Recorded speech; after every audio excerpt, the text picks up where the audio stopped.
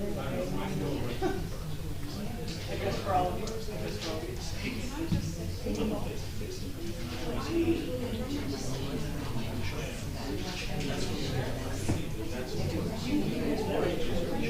yeah, you need to be like what they else go there.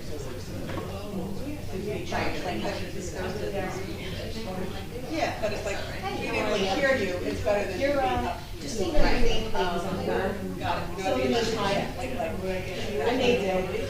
Oh, so something up there? I didn't know. Thanks.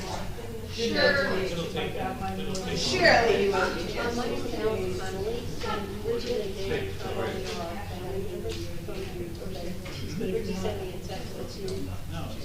Nancy University, and just make sure you, I told you a little bit more, so make sure you know what you have to do. Okay?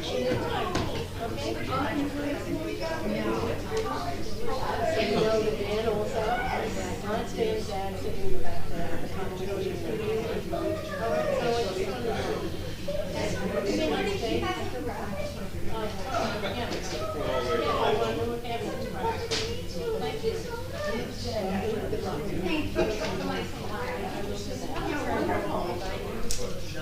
You know what?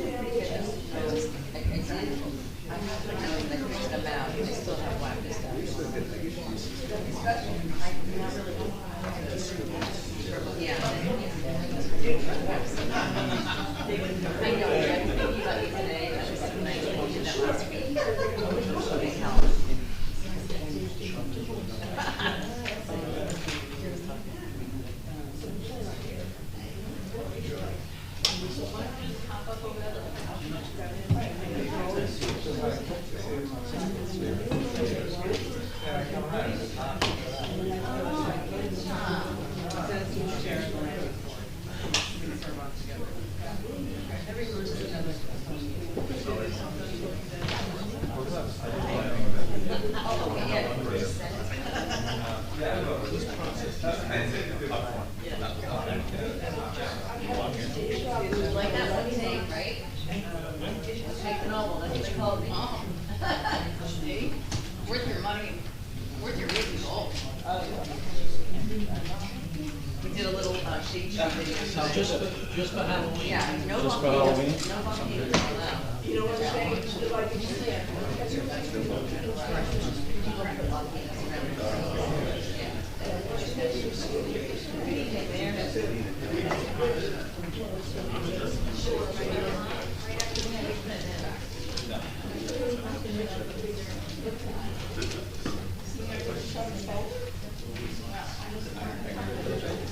Hey, how are you? You know, I was just in Disneyland.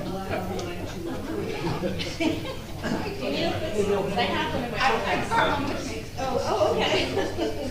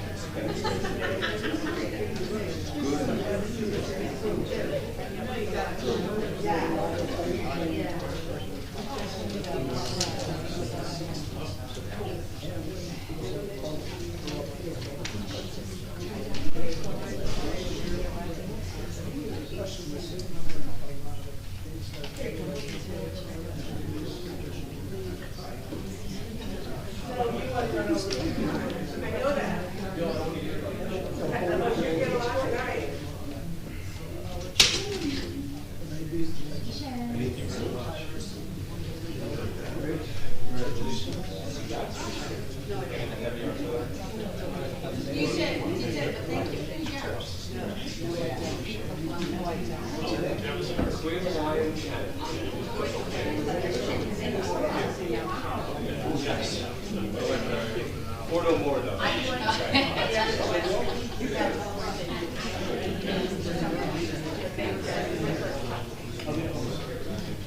No, I didn't.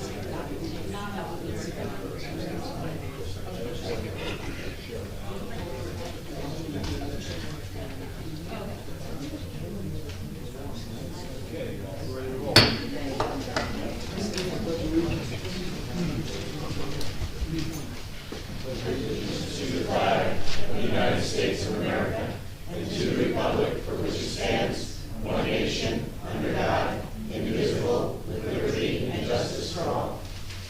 I wish to announce that the 48-hour notice is required under the Open Public Meetings Act was emailed to the Asbury Park Press, the Coast Star, and the New Coaster on December the 13th of 2022, that a copy has been placed on the bulletin board in the borough office, and that a copy has been filed with the borough clerk. As a courtesy to the public, this meeting may be attended via Zoom. If for any reason the Zoom portion of this meeting fails or is disconnected, the in-person meeting will continue and action can and will be taken, providing there is a quorum. Ms. DeNoble? Here. Mr. Gubatose? Here. Ms. Mahoney? Here. Mr. Weber? Here. Mayor Fox? Here. Good evening, everybody. Lots to cover tonight. We'll try to continue to work on problems and opportunities in our community. We have 2 workshop topics tonight. We don't have any introduction or adoptions of ordinances. The first workshop item is around Lorraine Avenue Church. I topics on the agenda to just talk through and make sure there was understanding and alignment on it. I did put together a brief, like 4 or 5 page presentation that I shared with the council, but I want to just share with the public briefly. It'll only take 5 minutes, and then we can get into the discussion. Can we,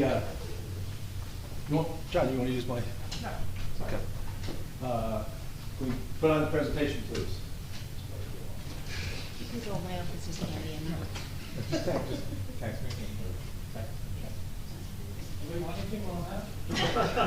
Chocolate. Presentation.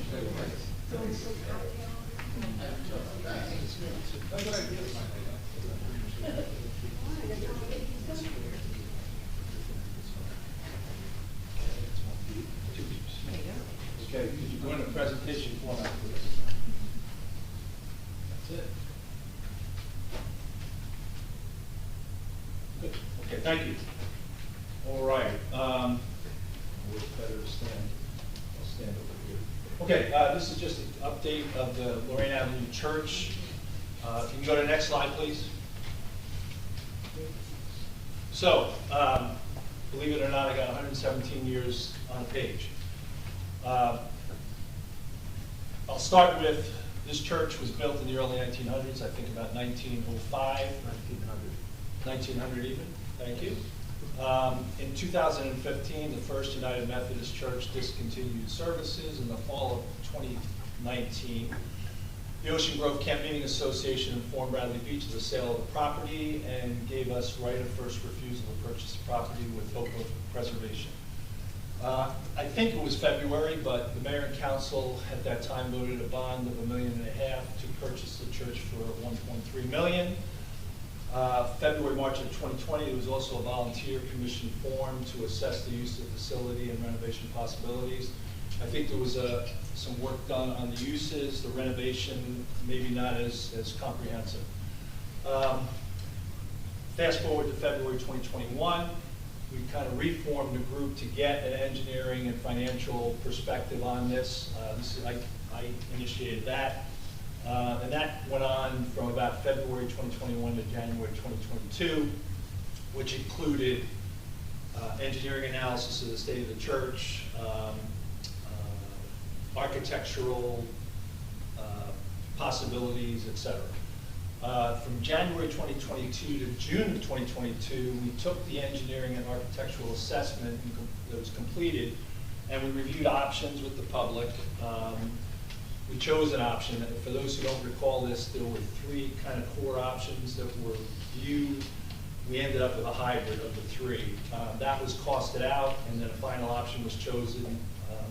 Final option was chosen, and it was costed out. That option included remediation, engineering, financials, and it was a fairly comprehensive package. In June, July of 2022, we did a community survey. It was developed by a group of about 5 or 6 residents, most of which worked on requirements definition on the options on the church. And then in November 2022, a ballot referendum was put on for renovating the church, basis the analysis was done, and it was pretty much overwhelming. About 76.7% voted not to proceed. Next slide, please. So, could you take off whatever on the right-hand side, please? I'll start, but I can talk through it, but we can do that. Okay.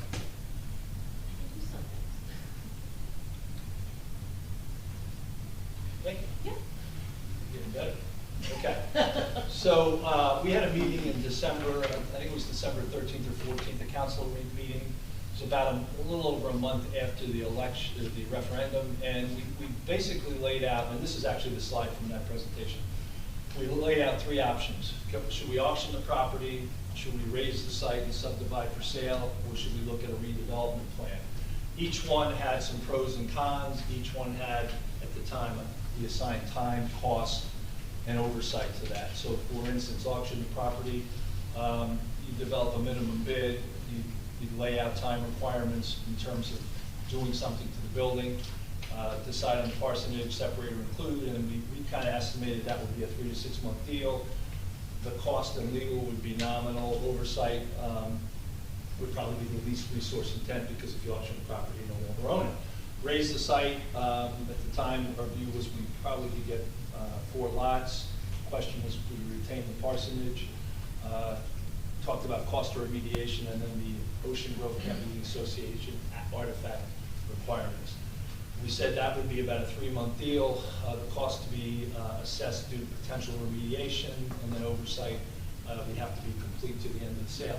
Redevelopment, what we put on there was, we look at the initial study, we look at are there other parameters we can assess, and we said that's probably a 6-month deal. It would cost us, cost of a planner to do that, to coordinate that, and oversight would be complete. So those were the 3 things we talked about at that meeting.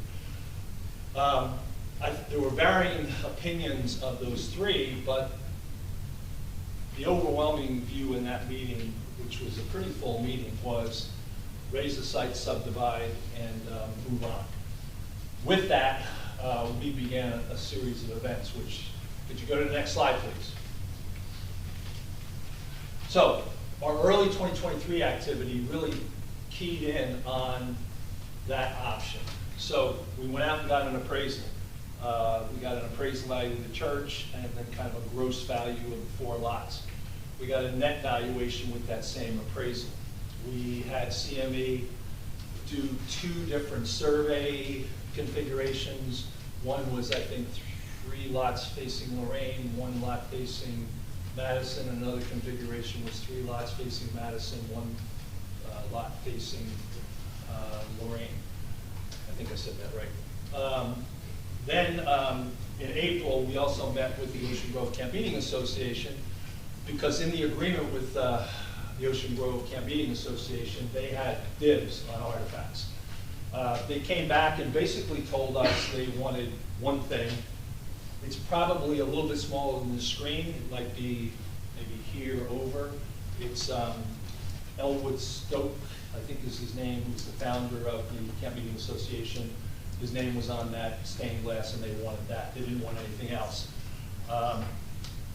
And then we started contacting, we started with DIGT&M. They were the architectural and engineering firm, to try to look at salvage leads, which they really weren't too fruitful for us. We followed up on their leads, but they weren't great. And we ultimately kind of found our own. Next slide, please. I think there's only 1 more slide. Oh no, there's 2 more slides. Post April to present, so Greg Fahrenbach had started working on a bid spec, or an RFP, I'm sorry, to get a bid spec for demolition. One of the concerns we had was, if you're demolishing a pretty sizable building that's over 100 years old in the middle of town, in the middle of the residential area, we want to make sure the environmentals are framed appropriately. There's a good process for monitoring that. So we wanted an RFP, a request for proposal. 3 companies came in and proposed: RVE, CME, and T&M. Lots of alphabet there. We did table that in the June meeting. It was Resolution 23-188. Greg had some discussion with some of the council, and he had to do some refinements. In June, late June, we had a discussion on the parsonage. What do we do with the parsonage? Do we leave it? Do we develop it? What do we do? We had a meeting. We also had a discussion with Habitat for Humanity. We did have a discussion in a closed session with the council, and kind of voted on, here's an approach we think we want to take. August 16th, we brought the T&M resolution was tabled because primarily Councilman Tosi had questions on artifact agent, didn't feel like as though that was flushed out enough, and some of the demo coordination between artifact harvesting, we'll call it, and demo. We met on September 11th and 12th with each one of the 3 engineering companies, and they gave us kind of their RFP and talked us through, and then there were subsequent questions that were generated. Within about 3 or 4 days, they provided us answers to those questions. At our September 13th council meeting, we did have a presentation by the artifact agent, who's currently on hold. Her name is Rose O'Connor. She's gotten a couple sets of leads for actually the purchase and sale of artifacts. She identified 44 artifacts in the site, and she really had a good understanding of direction and care of that. September 27th, we again tabled the resolution 23-223 because some of those engineering responses hadn't been reviewed. And then after the September 27th meeting, I had a meeting, it was rather a late night meeting with Council Leader Tosi, Greg Ferenbach, and myself to talk about, what more do we need to do from an engineering response perspective, et cetera. October 11th, we again tabled the discussion on approving the resolution to develop a bid spec by an engineering company for demolition. And we agreed on a date certain that we would make a motion on this or move on this tonight. I think I have one more slide, and then we can open it up. So I kind of summarized that 2020 was the year of acquisition, 2021 was the year of analysis, 2022 was the year of resident review and the year of a vote, actually 2 votes. 2023 has been the year of action to a point, and my question is, where are we going from here? Do we proceed, do we rethink, or other? I feel as though the people spoke, and I'm not sure where our listening capability is around that. Now, the reason I bring this up about proceed or rethink is I think there's some view by some of the council that we want to rethink this, and that's what I want to get on the table, because I think it's a pretty big issue, and I think it's something that the town should talk through. So that is the 4 or 5 slides just to get you from 1900 to today. And you can now discuss. Anyone? Yeah. Okay. Yes, so the mayor's had a chance to make his case in his mayor newsletter, more specifically referencing Councilman Gubitosi for stalling at that point. Now he's had another opportunity to present to everyone and say, people spoke, are we listening? And I have to, unfortunately, I have to read prepared statements because I need them to appear in the minutes. Not because I can't speak on my own, but if we don't transcribe. So if I speak on my own, it doesn't make it into our minutes. So I do have a prepared statement. To all of the people who read the mayor's newsletters, I want to say one thing. Don't believe everything you read, especially if it's written by Mayor Fox. That's nasty. Real nice. I take exception to that. Okay? Real nice. Has anyone read his newsletter? Do we have what it is we're... The mayor's newsletters should share good news with our residents. Oddly, Mayor Fox campaigns against fellow council members using this platform to launch personal attacks against me and other council members. It's unfortunate, but sadly, I've grown accustomed to it. What the newsletter should have said is, council members find better way to subdivide church property, maximizing profit and minimizing risks to taxpayers. Did anyone see any language to that effect in the newsletter? It sounded like we were quite torn as a council. Even that last comment, taxpayers spoke, are we listening? That does not indicate that we are all in agreement that we must move forward to subdivide the property. It's difficult to sit quietly as the mayor's newsletters accuse me of delaying the subdivision of 319 Lorraine since December of 2022. Residents, neighbors, and friends ask me if his comments are true. The following is my best effort at providing our residents with a quick response, since I don't have a newsletter. Number 1, simply put, the mayor's assertions against me are absurd. Number 2, he's ignoring significant engineering costs, demolition costs, and remediation costs that we must incur if we do this work ourselves, costs we've known about since March. During budget negotiations in May, the mayor admitted he wanted to sell off this property this year so he could use at least some of the profits to reduce the huge tax burden that he was requesting. Ladies and gentlemen, profits to reduce the huge tax burden profits from the sale of this borough asset must be reinvested in other borough assets, i.e. capital improvements. It's not sustainable to reduce taxes by selling off borough assets. Ultimately, we will simply run out of assets. On June 28th, the mayor suggested to the public that we should give away $1 million lot, the parsonage, which he referenced in his presentation, to Habitat for Humanity, which I challenged. He never brought the subject up again. The first resolution offered by Mayor Fox to hire an engineer based upon a complete understanding of the scope and the management of the artifacts was not until September 27th, which the mayor confirmed again in his presentation. That was 1 month ago. So to accuse me of stalling since December of 22 is just inappropriate. 9 months after that December meeting is when the mayor references in his newsletter. I requested the council to table the hiring of an engineer at that meeting because I still had unanswered questions. And because the council tabled that motion, we will likely save the borough significant costs and avoid unnecessary risks. In a moment, Ms. DeNoble will present more specific thoughts, but in essence, it should be better to sell this property to a single developer, but only after we first, one, secure approval for the subdivision of the property from the borough's land use board, and two, deed restrict the property before sale to make sure the developer will follow our vision for the property. In this way, we get Bradley Beach out of the demolition management role. This single developer will bear the risk of managing the demolition with the change orders and environmental inspections that go with it. Plus, the developer can manage this process much more cost effectively than we can. They're not gonna have to spend $50,000 for an engineer, as an example. Has anyone seen the recent sewer change orders that exceeded $400,000?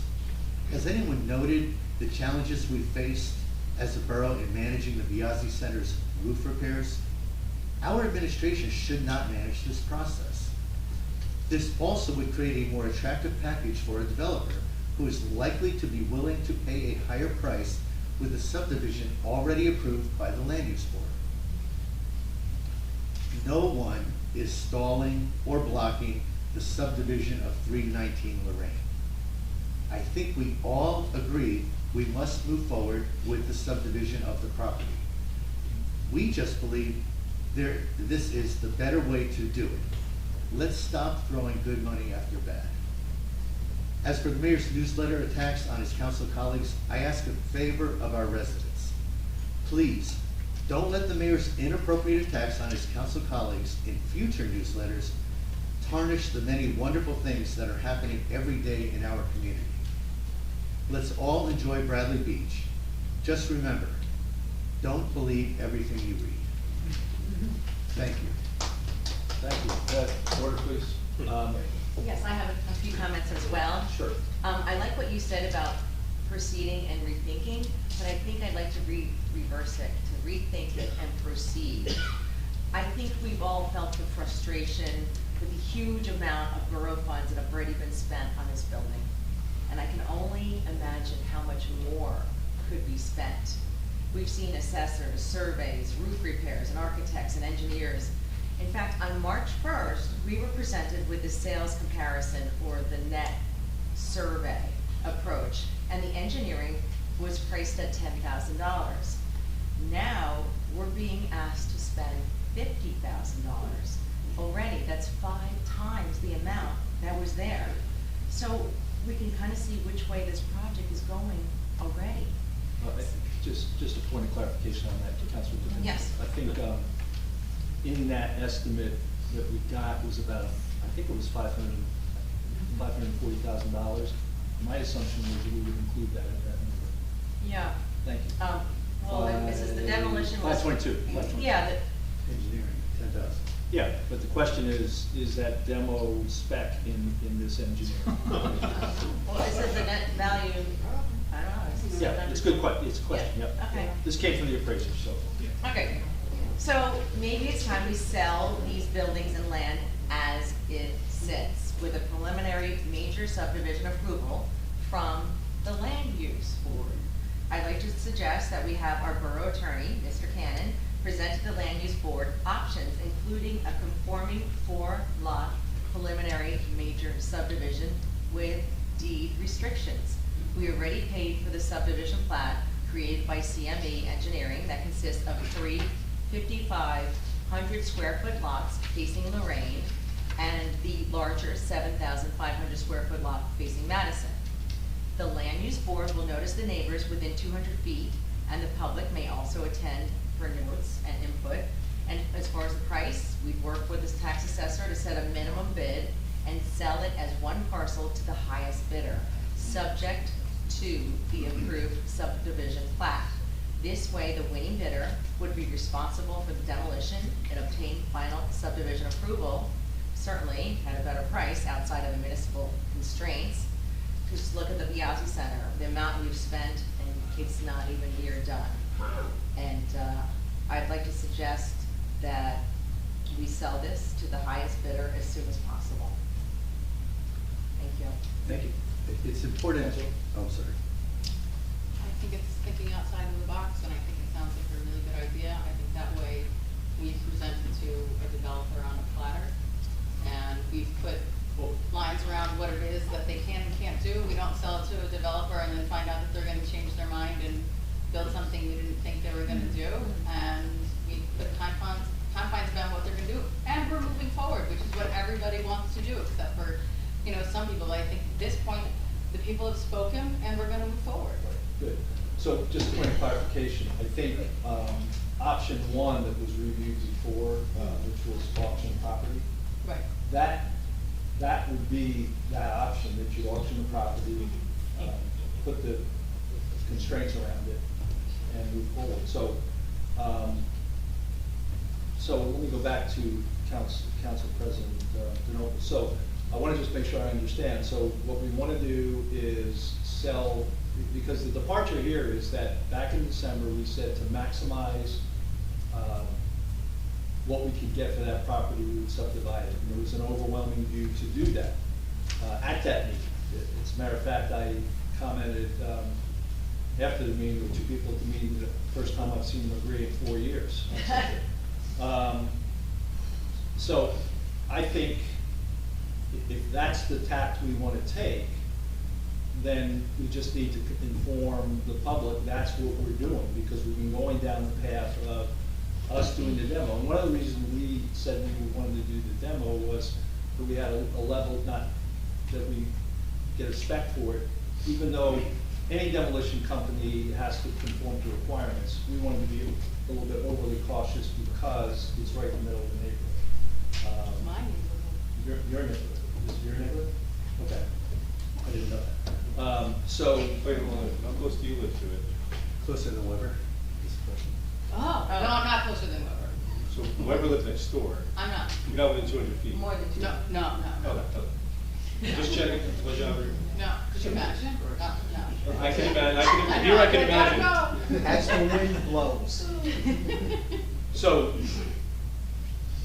I'll address Councilman Tosi's comments in a minute, because I really want to get to public comments, but also if this is a direction we can take, my concern certainly was, number 1, we were changing course from last December.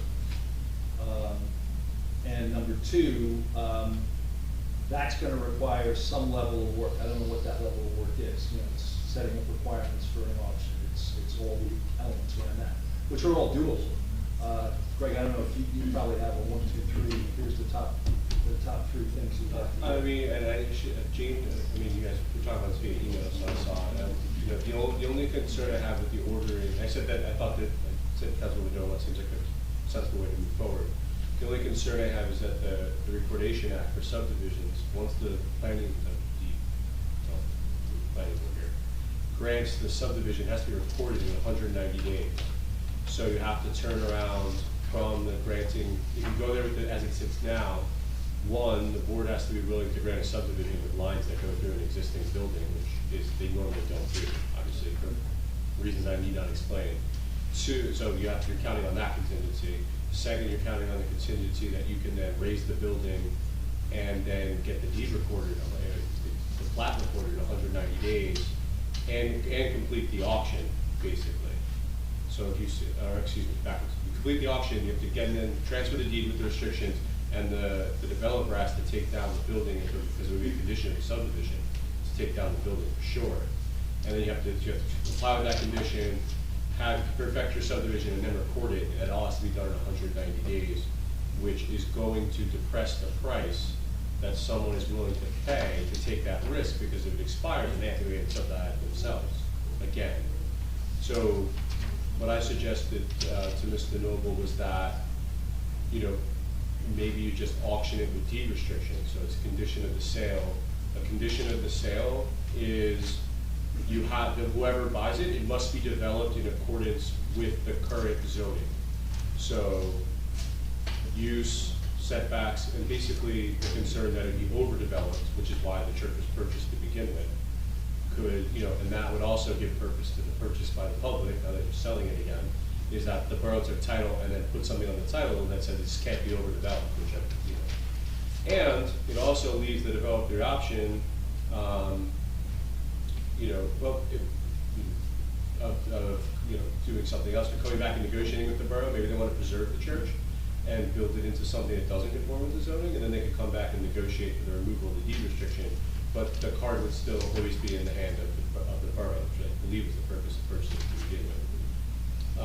And then the person who buys it has a deed that says you can't do anything beyond the existing zoning, which is limiting and would also depress the price, but probably depress the price less so than already having the subdivision and being on the clock, was my thought in the intervening days since you guys exchanged emails on the idea. So that was my thoughts on it. I think that you'd really be putting someone under the gun to buy it at an auction and then have a 190-day clock. It's probably already started in, you know, 60 to 70 days have been off of it. But you can accomplish the same thing by making it a condition of the sale and then conveying it with those deed restrictions fundamentally. And then Greg, just to make sure we're all clear on this, when you say depress the price, what we all are seeing every day with our neighbors selling their homes, it's very likely that each of these conforming lots, in March, we were told they'd be 800,000 each gross. It's probably closer to $1 million now, I would guess.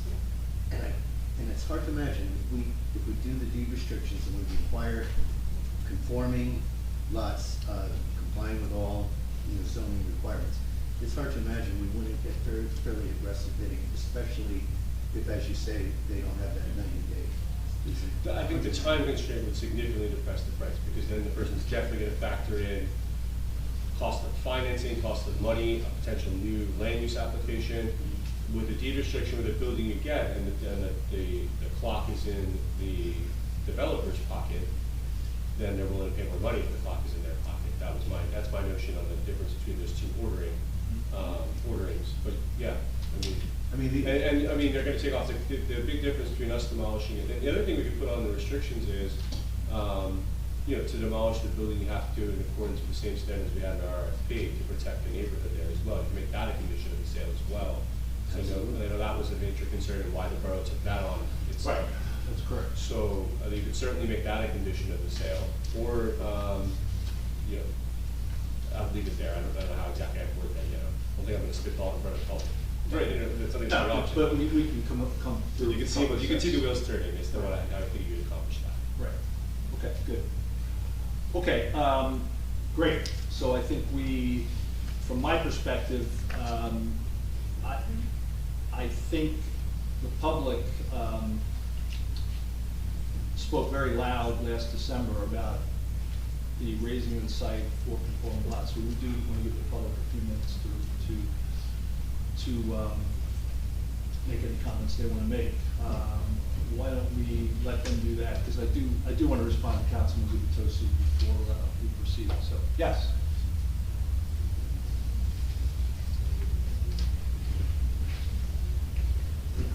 No. Eric.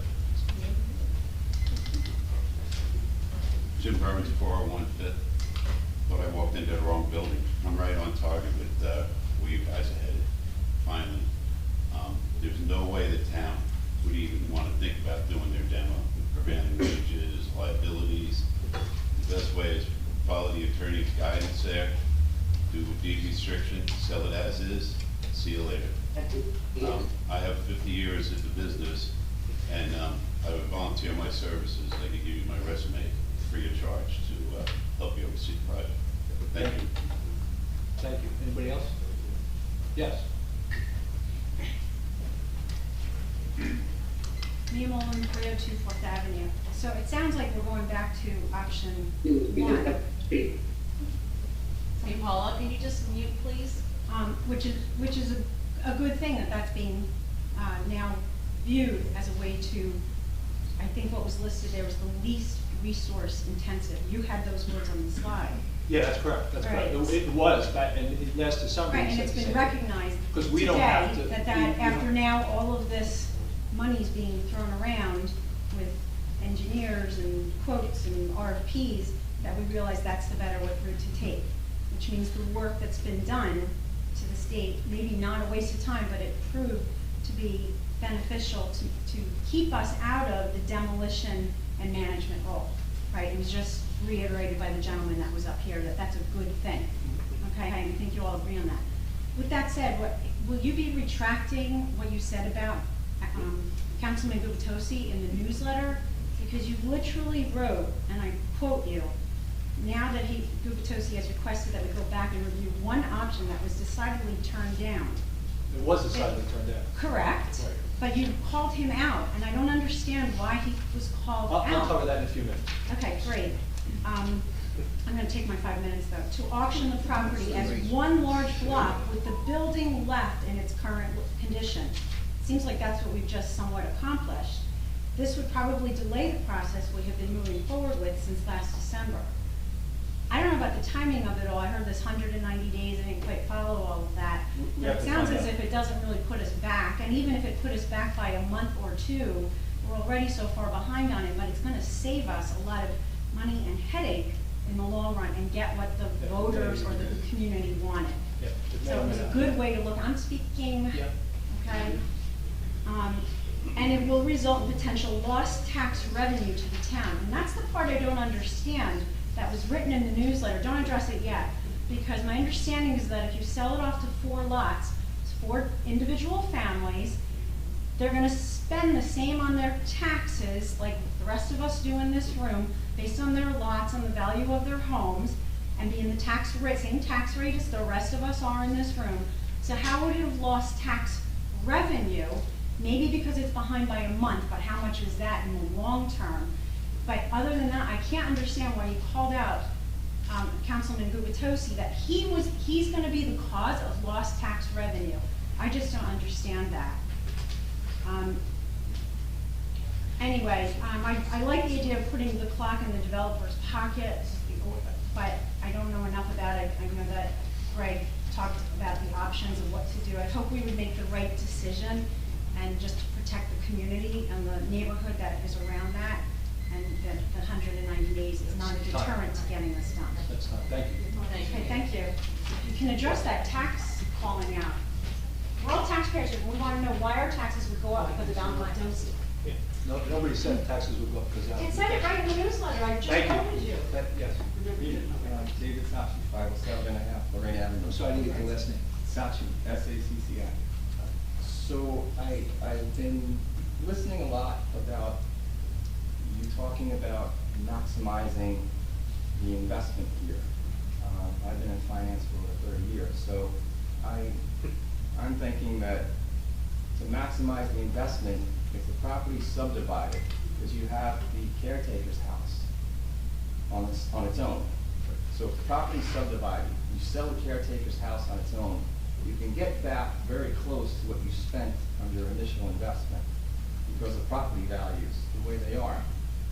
If the board is open-minded, and it seems that you are because you've done projects like the James, the brewery, and so forth, if we allow for, we probably can fit there 10 attached townhomes with parking in the back. Hold on. you're not gonna. Well, lock it in just with you. address us, please, don't get into. So now you're giving the developer an opportunity to make more money. You're looking at maximizing our investment in terms of reselling the property, and you're also talking about bringing in more revenue in terms of ratables. So, again, when you look at an investment and you're auctioning something, deed restrictions, things like that, if we're not considering an open mind, then we're not really maximizing that investment. So, that's all. I appreciate your. Can you just repeat your address? Sorry, I didn't hear you. 507.5 Lorraine Avenue. Thank you. Yes.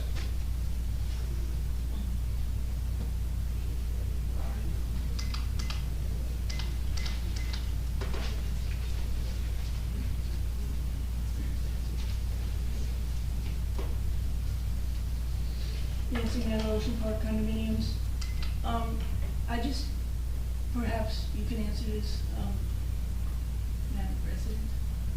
Okay. Moving forward with what you proposed, and I think it's great because we're a municipality, we are not a demolition company, we're not a building company. So putting that in the builder, developer, whatever you want to call this person, we know who that will be, hands. And if they're doing the demolition, what happens to things that are of value?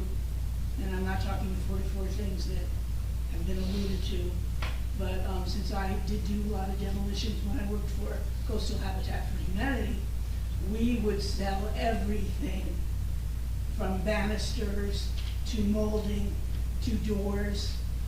So are we going to lose the selling of those items by turning it over to someone? I'm not passing a judgment, I'm just asking for clarification. Thank you. Okay, I would say right now people are not allowed in, so this would be a very good question for Mayor Fox to answer.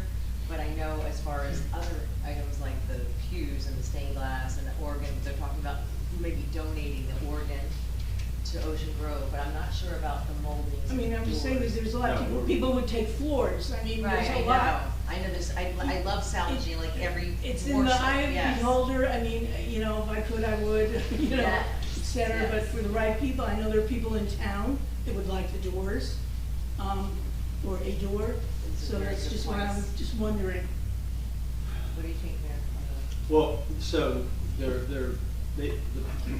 the artifact agent, I'll call her, inventoried about 44 items. 33 of those were stained glass, the other 11 were organ, bell, sliding doors, stained glass. One light fixture, a desk, a table, a bookshelf, so that was about it. There is some other wood in the site. Her view was to get that to auction, to an auctioneer would be very difficult. She did say, I would clearly work with the town on other items if we want to extract items and get them and give it to townspeople, you know, for their use or whatever. You know, she said it's going to be a tough sell, believe it or not, on the pews. There's 30 pews, but 26 of them are bowed to the configuration of the sanctuary. So she said that's not as easy a sell as straight up pews. So there's those intricacies we have to work through. Okay, perhaps I wasn't clear. My comments were excluding the 44 items. My Yeah, name's so, mistaken. no, and I said, so So I is- think she said she would work with us to extract those things for people in the town if we deem that appropriate, is what she said. So that will go ahead of a developer demolishing? Well, that's what we'd have to put So into an no agreement. answer, thank you. We'd have to put into an agreement, yes. Yes. Excellent question. Thomas J. Cohen, 612 Third Avenue. Mr. Cannon, in terms of the practicality of this subdivision, just for the record, the subdivision at 200 Valley Boulevard was approved by the planning board with the house on the property. It was subject to the house being removed before the maps could be signed. This is a little bit different because this property is a major subdivision. It's 4 lots. The ordinance only allows 3 lots as a minor, 3 or less. So the application can be bifurcated into a preliminary, which the town would do, and a final, which the developer would do after the building is taken down. That's the way I view it. Technically, the town does not even have to do the subdivision, but I am one for proper channels, and I would hope that it would go to the land use board and get the inputs from the neighbors within 200 feet. I mean, the town is exempt from zoning, technically. So this would be the best way to do it, as long as we can create the proper deed restrictions. My other question is where are we with the affordable housing? Since the mayor brought it up, and now Fair Share Housing knows that we own the property and it limits our vacant lot adjustment, are we gonna be responsible for units once we sell this? I don't, as an affordable housing attorney, so I'm not, number one, your point about the preliminary and finals is well taken. That's an interesting point, and you consider that, so I appreciate that. I'm not the affordable housing attorney, but I mean, the rules of affordable housing are, something is made to have development potential, that it counts towards the obligation of the town. So turning it into housing to realize this return will almost certainly result in at least probably a unit or two. But it's amazing, we've had 2 big buildings built privately with no affordable housing. And now when we go to do something, Fair Share Housing shows up. I can tell you that the properties that you refer to, and I've heard you say them here before, the affordable housing attorney is well aware of them, is attempting to deal with that issue. So that has not just gone by the wayside, we should be sure of that. That's why I think that's why everyone's here talking about it, right? So that if could the be- town wants to make it a park and put it on the Rossi and eat $2 million, then you don't have any affordable obligation. Okay. If you put it, make it residential, and you bring the money into the town, and you have, everything's got a double-edged sword. Sure, as in long this as it's business, on for your sure. radar that the affordable housing consideration must be put into the net number, so we really know how much we're truly netting. If we have to supply 2 units somewhere else at our cost, even though developers have supplied us with nothing, that's gonna cut into our net profits. I can assure you that the council is definitely aware of those Okay. considerations. Thank you very From the much. from the affordable housing attorney. Mr. Cohen, just on that point, you're raising a good point, a couple thoughts. One is, I think that issue is gonna exist either way, right? Whether we sell the property, as we're discussing tonight, or whether we subdivide it on our own, demolish it on our own. It's a good question, but Okay. but it's the same either way. Mhm. The other thing is, I fairly directly asked that question of our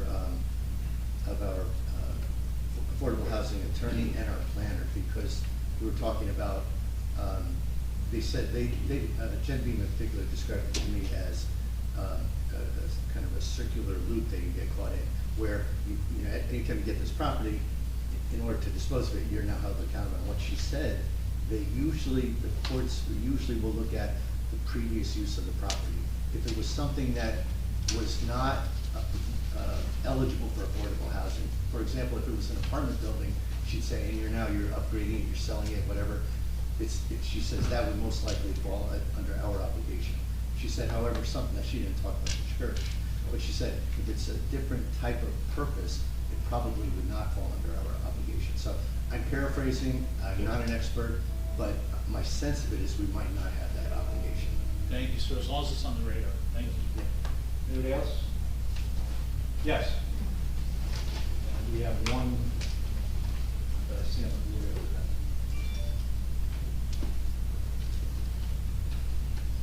Paul Mashakin, 411.5 Lorraine. Well, obviously somebody's got to speak up for those of us who want to save this building. Obviously, I've lost the fight as far as getting massive support for that because of some false numbers. Everyone was scared off by $10 million. That's the only reason that your referendum got what it got. If $10 million hadn't been a figure, it probably would have been a pretty even split in this town. I want to remind people of what you're going to lose if you sell this building.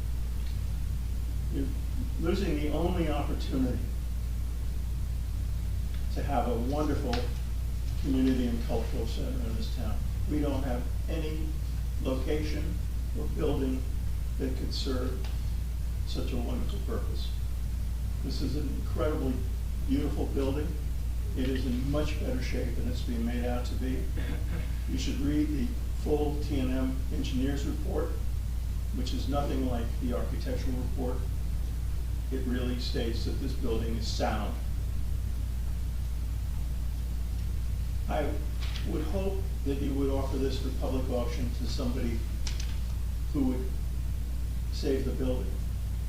Is it possible to put it on auction for somebody with deed covenants that state this building has to be preserved as is, or within certain limits? I think you could still get almost as much money, possibly slightly less. But why are we looking at this as a way to make profit for the borough? Basically, we're losing when we sell this property, no matter how much money we get. We're losing a valuable, valuable asset, probably worth far more than $3 or $4 million in what it can offer this borough in the future. I urge you to try to preserve this building. Thank you. Thank you. We have somebody on the Zoom.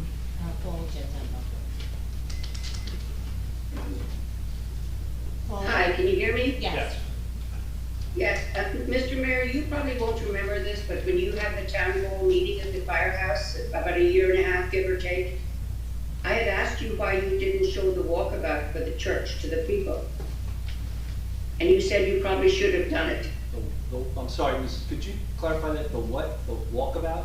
I call it the walkabout, the video that was made of everything inside the church.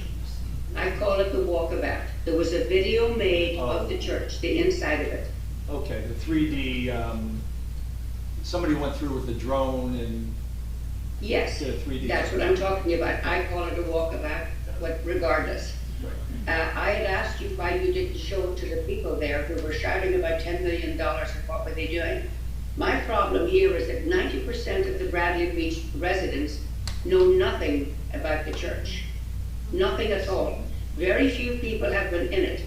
And I would suggest that before you raise it or do anything silly with it, you have another town hall meeting, show the video to the residents of the town and let them see what we're destroying. I would ask you to do that really, because once it's gone, it's gone. And I think it's important that you let the people of the town see it and make decisions. Thank you. Thank you. Anybody else on the board? Is anybody else here? Don't see anybody else on the board. Okay. All right. I need to address Councilman Gubitosi's comments because I don't want to get into a back and forth, but I'm going to just read a few things and I'll let you all be the judge. Have I put things in the newsletter relative to this church? I have. I did it on August 18th, on August 25th, on September 1st, and last week. In all cases, I've been getting a lot of questions from people, what's going on, what's going on, what's going on, what's going on. From January to April, we were making progress. We did surveys, we met with Ocean Grove, we did all those things. On the 18th of August, I'm just going to read this, it'll only take a minute because it's only a half a page. In my newsletter, I said at the August 16th council meeting, we brought a resolution forward to authorize T&M Associates to provide professional environmental and engineering services, bidding assistance, and construction and administrative services for the demolition structures located at 319 Lorraine Avenue. What this meant is that T&M would develop a bid spec for demolition companies, who would then award the bid for demolition. After a 23-minute discussion clarifying the resolution and work to date, Council President DeMarco and I voted yes to move forward. Unfortunately, Councilman Gubitosi and Councilwoman Noble voted no on this resolution, which a 2-2 tie vote, the resolution fails. Councilman Gubitosi's reason was the cost of $48,000 and that he was not satisfied with the salvage component. Mr. Fehrenbach and I met specifically with T&M, and they did in fact assure us that that was part of the work they would do. Unfortunately, we can't revisit this topic until the next council meeting on September 13th. We in fact have lost a month in this process.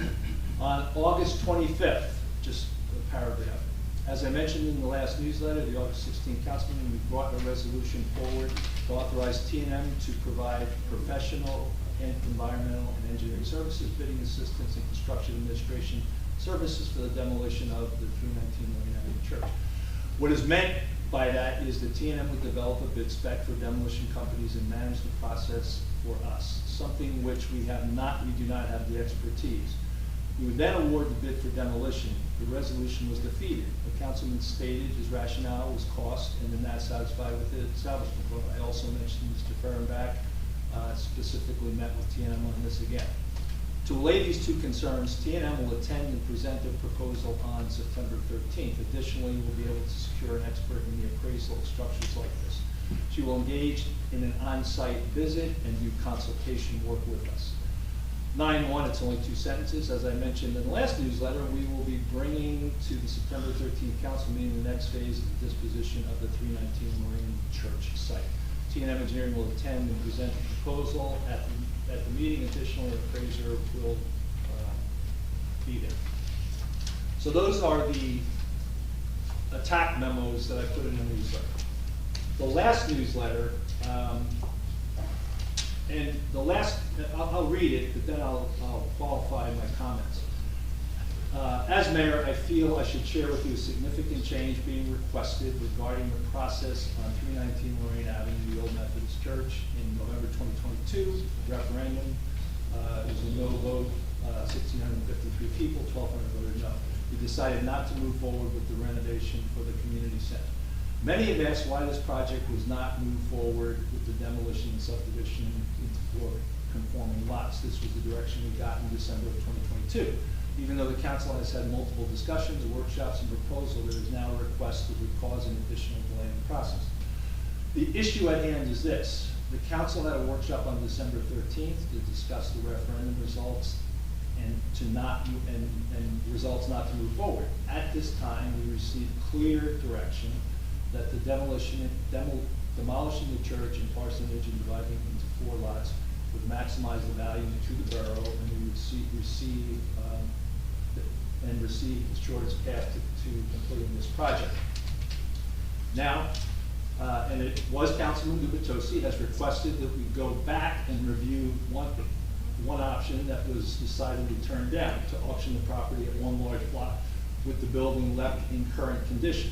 This would probably delay the process we have been moving with since last December, then it could result in potential lost tax revenue. We have completed the survey, appraisal, found an artifact agent, and have spent the last 5+ months discussing a bidding process for demolition. Numerous meetings and discussions have transpired. We have 3 proposals from reputable engineering firms who have worked in the past. I've asked the council that we workshop this request at this meeting on December 25th. We would truly appreciate your input during the meeting, either via process or Zoom. If that is a personal attack, and that is me, I don't think anybody's heard the word stall. I stated the facts in all these newsletters. If I don't look at social media, but if every time I reacted to something that somebody texts me and says that they see what you did on social media, I probably would be on a long vacation somewhere. So I don't feel as though I was personally attacking anyone. I was stating facts, number 1. Number 2, I never said anybody was stalling. I said we were set back by a month back in August, and we were set back. This is the first time that any, I think, reasonable conversation has come from a few people up at this dais. I have been trying to have a conversation since June on this whole demolition issue. We set up meetings that people didn't show up to. We texted, we phoned, we did just about everything to engage people, and they did engage. I think the proposals and discussion tonight were great. Unfortunately, they could have happened 5 months ago. But there was no view of 5 months ago taking a different direction. We have participated in meetings since April on this. We've approved expenditures for surveys, for appraisals. We have met with engineers and asked engineers to do RFPs for this, for the 4 subdivisions. We fielded concerns and questions about those things. 2 business administrators have worked on this. So I take exception to the fact that we say, you know, this is, I'm making personal attacks and I'm telling people to stall. I do think we've stalled, and I think that we could have had this conversation back in April if that's the conversation we wanted to have. Is my view that that's the best option? To the point of the capital improvement, and we could potentially realize some of this, I absolutely did say that. I didn't say that we would take $800,000 of profit and drop it against our tax burden, but I said maybe a portion of that we could drop into our surplus for that purpose. I don't think there's anything wrong with that. Now, do I think, well, I don't think there's anything wrong with it, I'm sorry. If I look at, no, I'm not going to say it because I'm not going to take shots at people. So I think, you know, I think if we can stick to a path and get on a path, I think we can move this forward. My frustration has been a lot of people have done a lot of work on this for a lot of months, and really in the June, July timeframe, this stalled. It did stall. I'm going to use that word now. And we couldn't get the engagement, Mr. Fehrenbach, myself, to move this forward. So that's all I'll say about it. I'm not gonna use words that I think are. I'm gonna make a statement then, because you didn't use the word stall, but you used the words like, it's been delayed again, it's unfortunate. Councilman Gubitosi and Councilwoman DeNoble voted against us in this horrible 2-2 tie. Mayor, No, I didn't say that, Councilman. You didn't say horrible. You keep using words. Words matter, and I use actual, I just read what I said, and what I you said it's unfortunate. I did say it was unfortunate because we were in August. Placing blame on the people who created this unfortunate situation. Look, Larry, words hurt, and words are powerful, and all these residents, people here that are in support of me, people here who disagree with me, they all read this, and they all thought Councilman Gubitosi is blocking the subdivision. And that simply was not true. And you let that be known to everyone. I was walking down my street yesterday. I was walking down my street, 4th Avenue, yesterday, and I got flagged by a neighbor. I won't mention the number of the house. But he said, you stood in my living room and you told me you were gonna support this subdivision. But he goes, but I read this and I had to defend myself to one of my neighbors. So I'm not gonna go on, I'm sorry, but people keep forgetting one thing. The mayor keeps freaking referencing December's meeting. When we said, including me, we all said we didn't think it made sense to sell this in mass. Why did we say that? Because we didn't want to give the developer the leverage over how to use that property. Only recently, I couldn't have gone back and said this to the mayor in April or May or June. Only recently, as we were talking about the demolition process, and I was simply asking questions about what are we going to do with the artifacts, construction people came to me and said, you guys are doing this all backwards. Just like that gentleman said earlier today, you're doing this backwards. And they said deed restrict. No one previously ever said deed restrict. That just came up in the last couple of weeks. And before we even had a chance to share that with the mayor, who now says this is a reasonable alternative, he sends out a newsletter criticizing us for stalling. All I'm saying is there's no communication here, and the mayor is at the heart of it. I would totally agree with you, Councilman. For the last 2 months, you haven't communicated. You haven't showed up at meetings, you haven't responded to We just texts. go forward, people. What are you talking about? Enough is enough. I will just finish with one point. Well, you know what?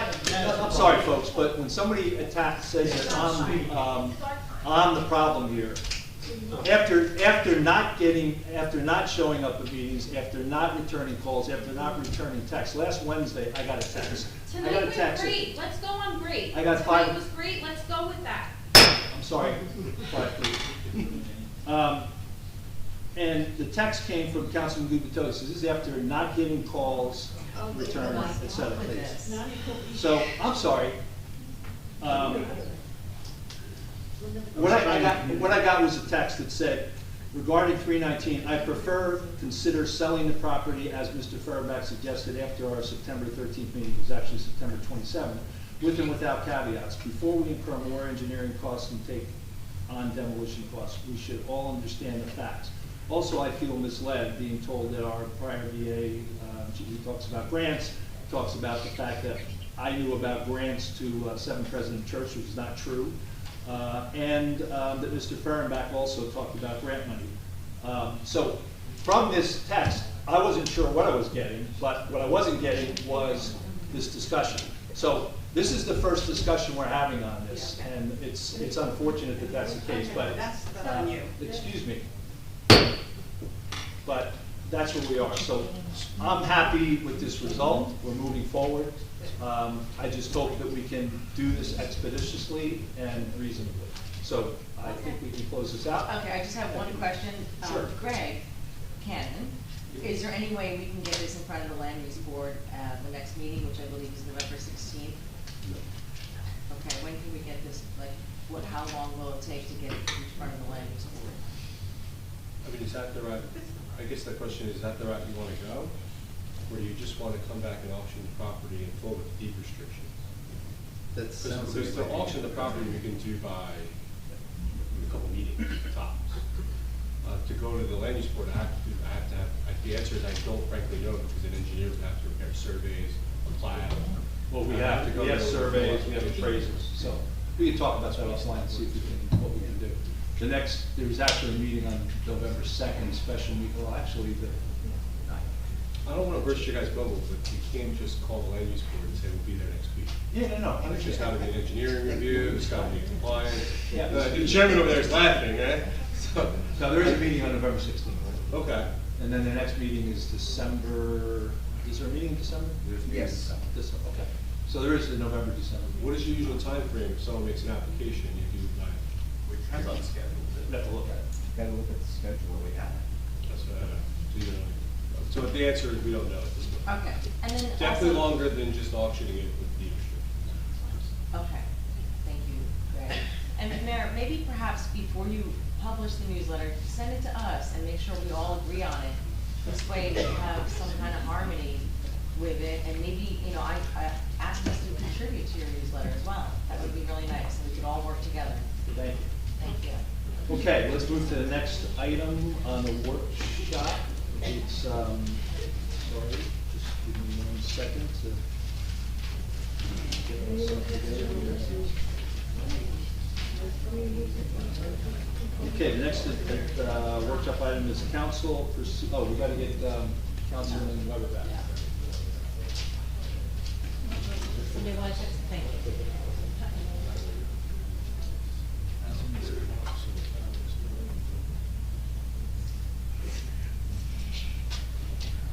Did Mr. Markle go get him? I believe so. Yeah, before I- Yeah, I think she went to go get it.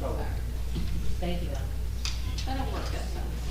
If I were in my 20s, I could have texted him in 2 seconds. I feel the struggle.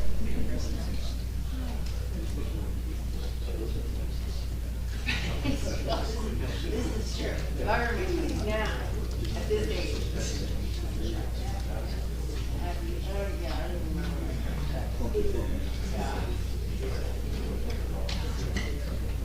Remember the big AT&T flip phones? Heavy phones? Nokia. The big battery pack thing? Antenna? Yep, that was my first one.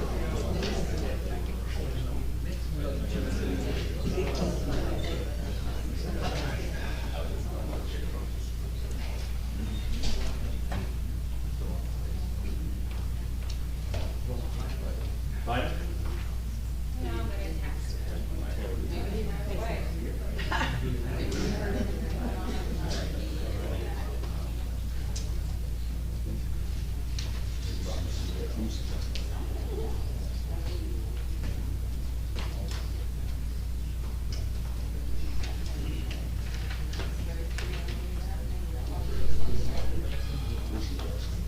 Oh, there you go. Hey, Barry.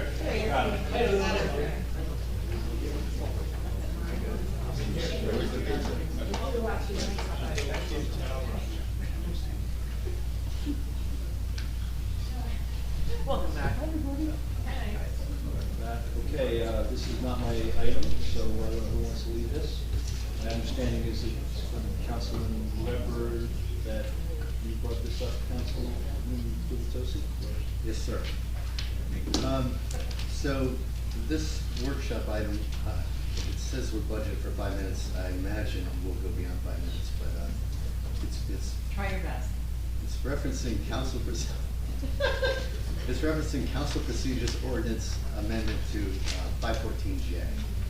And whenever we get into the details of ordinance, language, legalese, I lose a lot of people. So I'm going to try to keep this at a high level, but please feel free in your comments or if you have questions to ask in more depth. But as everyone knows, a little while back, the mayor sued the council.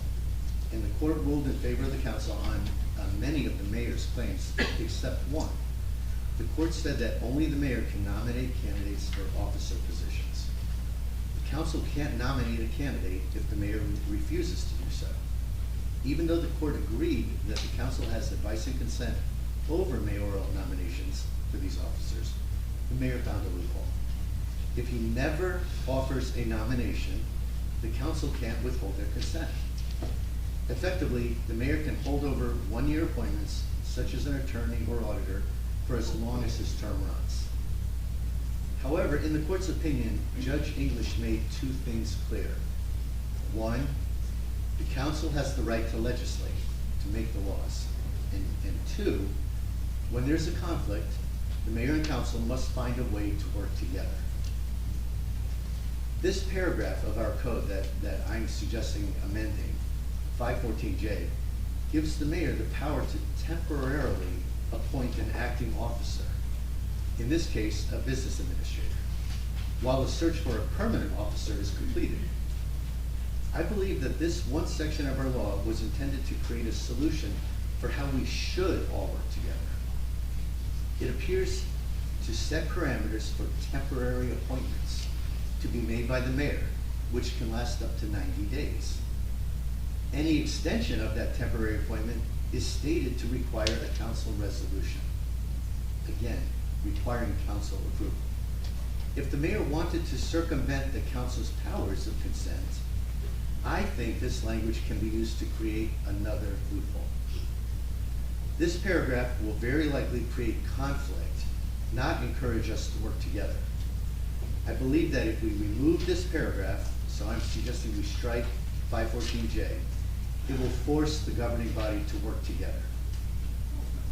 Now, if anyone would like, I can read the paragraph in question unless you've all read it already. Would anyone like? I'd like to hear it. Please read it. Okay, currently, 514J says, whenever a vacancy exists in any office required by the charter or by this chapter to be filled by the mayor with advice and consent of the borough council, and there is no holdover incumbent, i.e. it's vacant, the mayor may temporarily fill such vacancy in the absence of any contrary provision in the charter, blah, blah, blah. Such appointment shall have all of the functions, powers, and duties of the office until it shall be permanently filled. Those are important words because the council has advice and consent over that permanent position.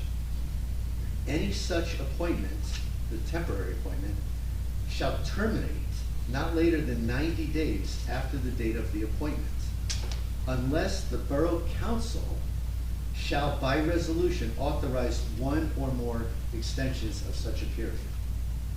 And in my conversations with legal experts, they said to me, there's a very strong likelihood that your mayor has done this once. He might just say, well, once the council says no, you know, if for some reason we didn't want to extend beyond 90 days, which it clearly requires us to do, that position would become vacant. And that takes us back to the middle of this paragraph, which says, in case of a vacancy, the mayor can temporarily appoint. And I can envision a vicious circle where the mayor appoints after we say no, after whenever the next resolution comes up, we say no again, then the mayor appoints because it's a vacancy. And as I talked through this and rationalized my way through, how can we force all of us to work together? I thought the simplest answer is probably to strike this. I did ask Mr. Cannon's legal advice on this idea, and he at least didn't say I was insane. The reason I would say if we strike it, what we're really striking is the mayor's power to temporarily appoint without any advice and consent of council. And normally, that would be fine. Normally, Mr. Mayor, yeah, put somebody in that position until we can find the permanent person. But if you're gonna do this infinite loop where you just keep reappointing temporarily that same person, I don't know if he will, but if this mayor does it, some other mayor might, wouldn't it be easier for us to work together if we just did not have that power of temporary appointment? Then, when we have a vacancy, we all have to work together. The council has advice and consent, the mayor nominates, the judge has already given us those parameters, and if the mayor nominates someone the council doesn't think is the right person, the mayor can nominate another. And until the mayor chooses to nominate, the position remains vacant. So, I don't know if that's over your heads, if everybody thinks I'm crazy, but that's why I wanted to propose this amendment in this workshop. So my colleagues on the council could better understand it, ask questions, and that our residents could ask questions. Makes sense to me. Anyone else? I have a question. So, since I'm just coming into this, can you hear me? No, very close.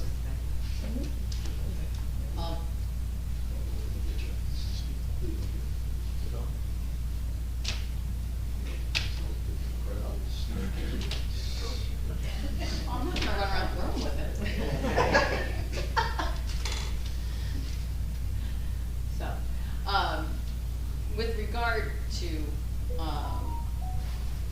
this position, are we, I mean, I guess the question is, what are we thinking of doing, or Mayor, what are you thinking of doing? And are we still considering the resumes that we had, or are we accepting new resumes for the positions, or resumes for the position?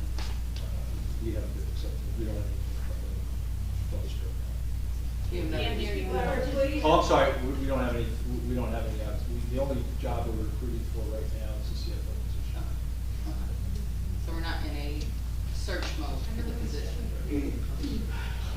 So does that mean, Mr. Mayor, that you are planning to continually make these 90-day appointments? Because that's, I mean, I think that's a big predication, like, we don't know that that's what you're gonna do, but we're looking at this as a possibility in case you are. So there's a couple things here that I can comment on. One, there is predicate that any number of municipalities have acting folks for extended periods of time, that they just reappoint and they reappoint. Councilor Gannon, I think mentioned one, is it Red Bank? Sure, you mentioned as an acting manager for over 2 years. Over 2 years. So just kept reappointing after 90 days. They don't have this for, they just mean Okay. temporary appointment, they don't have this. So there is predicate that. But wait, Mr. Cannon, is there agreement on the council? Like, yes, let's put this person in for another, Yes. or is it, okay, so that's different. So that's a big difference, but I appreciate it. That's right. So, I guess, so one point that Councilman Gubitosi brought up, that we're talking about the BA position, so I guess one question I have, because I wanted to verify that first, is should our current BA have been rice noticed before this conversation took place? Yes, we do.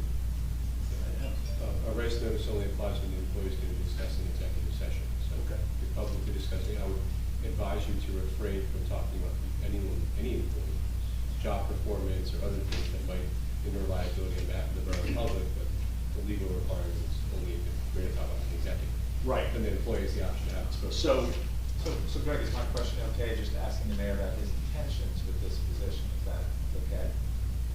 Yeah, I think, yeah, public, Yeah, so my view of this right now is that one of the things that I think we always have to keep in mind is continuity of government. Do we have continuity? Do we have positions in place that, and people in those positions doing the jobs we need to do?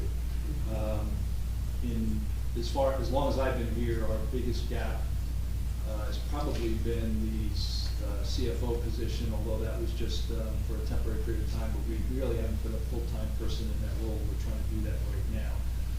I think ensuring we have the right resources in place to serve the people is appropriate. You know, I think this particular discussion and workshop is somewhat counterproductive. I believe that I will also talk about the judge's comments and the power to appoint. And the term loophole, you know, again, words do matter. This is a path, this is the legal path that municipalities use. You know, some of the comments that Judge English made were that the Borough Council blurred what should be a clear distinction. Adopting ordinances that are both willful and unreasonable, amounting to an arbitrary and capricious abuse of discretion is inappropriate. I also, I haven't dusted off my Latin 2 book from sophomore year in high school, but there's a term that I've been hearing a lot as I've had these discussions with legal people called ultra-virus, which is a term basically means that it's acts that are outside permissible scope of authority set forth in governing documents. Page 22 of that brief from the Superior Court commented on the council arguments recommending candidates if they fail to appoint in 90 days. It states one vote does not equate to the executive function contemplated in the Faulkner Act, meaning that you cannot minimize the power of this position, this executive position as it relates to appointment, which reserves the rights to appoint borough officials exclusively by the mayor. I repeat, exclusively by the mayor. So I'm back to continuity of government. We're committed to that principle, and I hope that everybody else up here is. I take exception to this catchphrase loophole.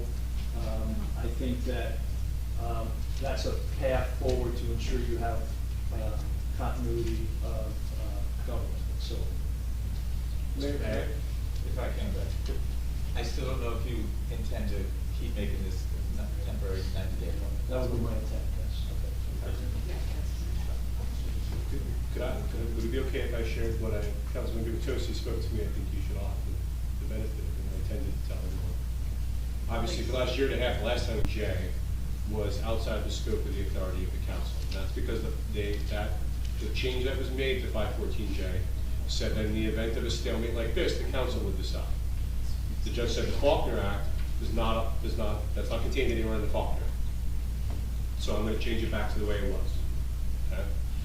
There also, and when Councilman Gubitosi asked me, am I going to lose before Judge English? Was fundamentally his question, if Larry decides to challenge it. And I said that, you know, one, I don't know, again, because this is a very gray area, but the temporary appointment power that's contained in 514 likewise is not contained in the Faulkner Act. So if it's removed, there's nothing in the Faulkner Act that says it has to be there. So I think on its face, the ordinance is likely permissible under the Faulkner Act. It means the consequence is very simple. It means that there won't be temporary appointments. It'll just be spot or remain vacant if you all can't agree. Which is why Judge English, I believe, and I shared this with Councilman Gubitosi, Judge English is a very learned former municipal attorney. And so he knew exactly what 514J said, and he knew that this would likely be the next area of discussion and debate. And so his opinion ends with working together, as Councilman Gubitosi cited, because I think he knew what the next step would be once the judge doesn't have the power to rewrite 514J for you. He could only have the power to put it back the way it was, and did this as long as I'm alive. So he knew what was going to happen next, and that's why he wrote that at the end. That was what I shared with Councilman Gubitosi. Now, I also shared with Councilman Gubitosi that if, you know, the ordinance on its face being permissible or not is one thing, changing the appointments the mayor has currently made because this section disappears is another issue.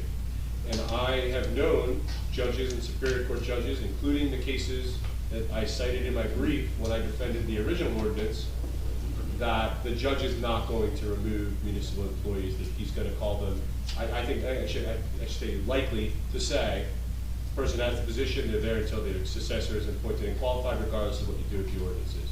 So if the notion is that, you know, this is being done to change, you know, physical aspects or appointments within the borough as they currently exist, I think it's very unlikely that Judge English would allow that to happen.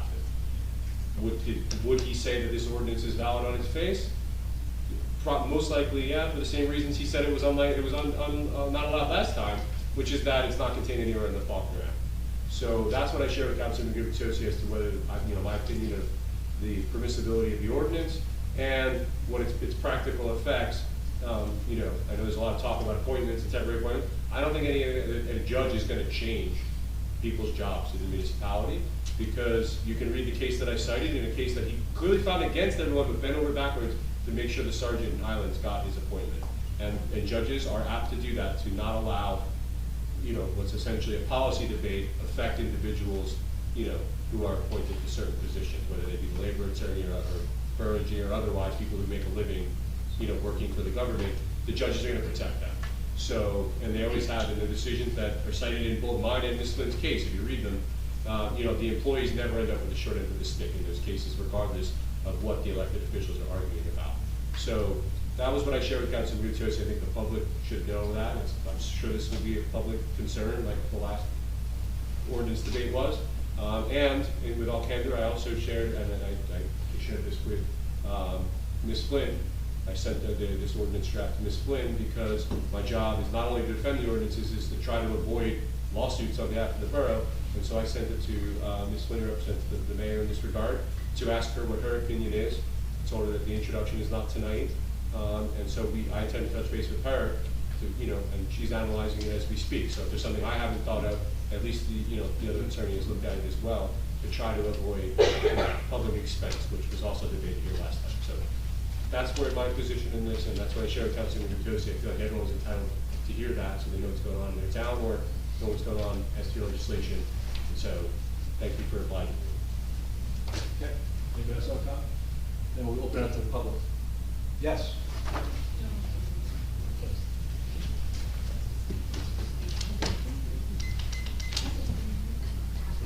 Terence Wright, 406 Madison Avenue.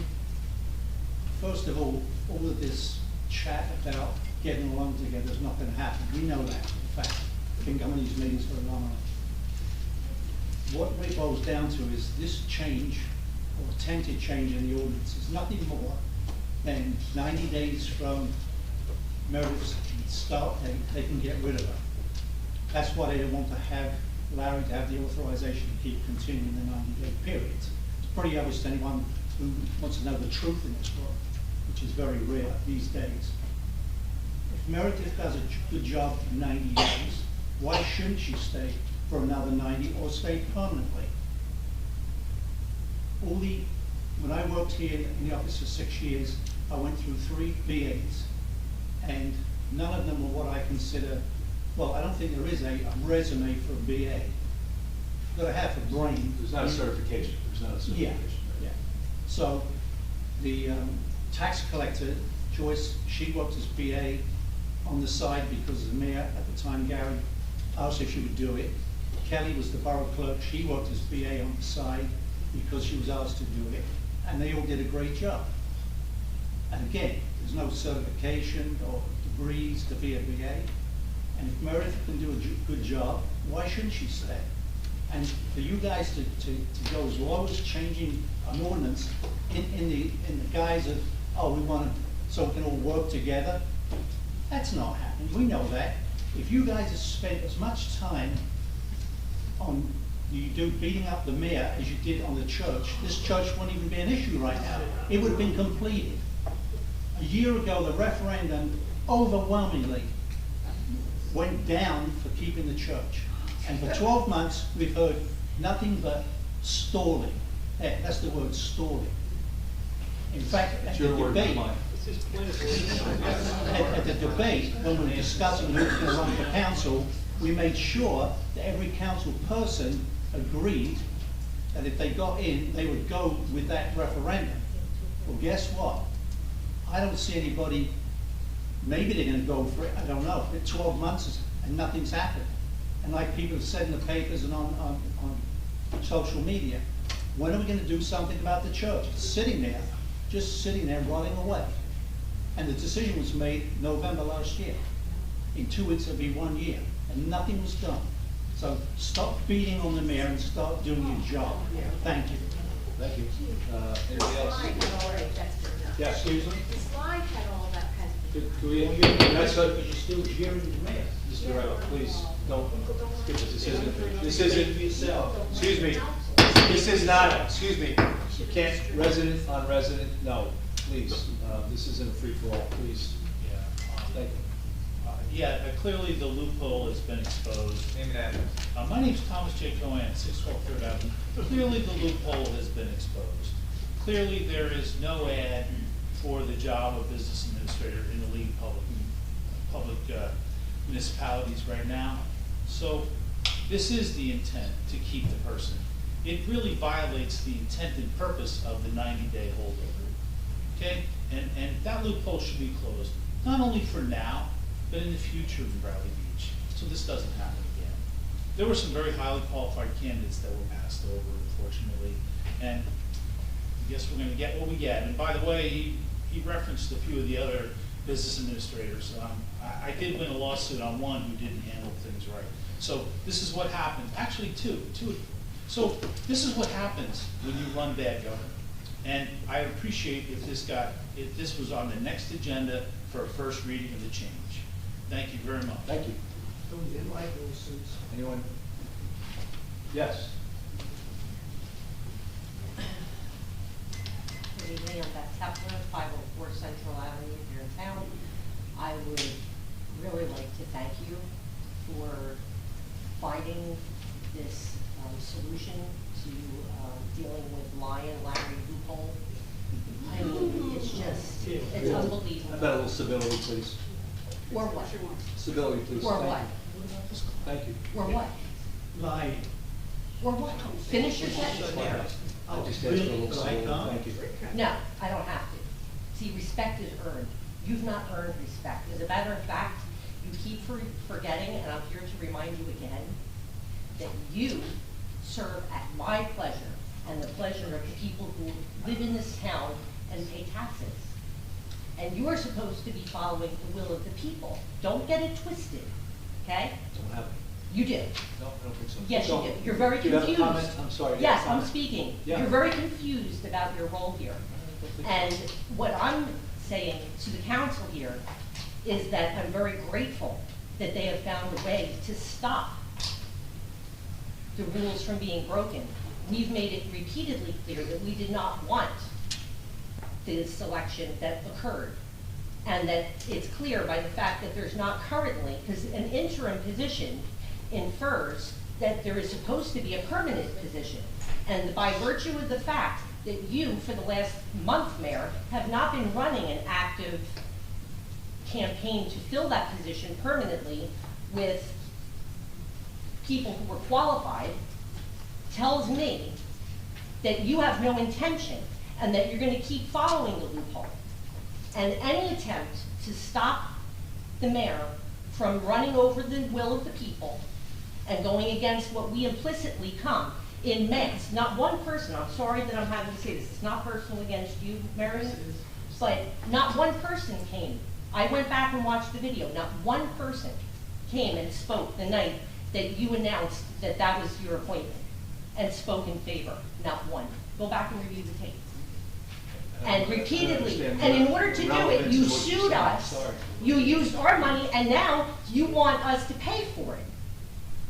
Your lawsuit to go find loopholes. We're done. How long do you think we're gonna put up with this? Thank you. You're an embarrassment. Yes.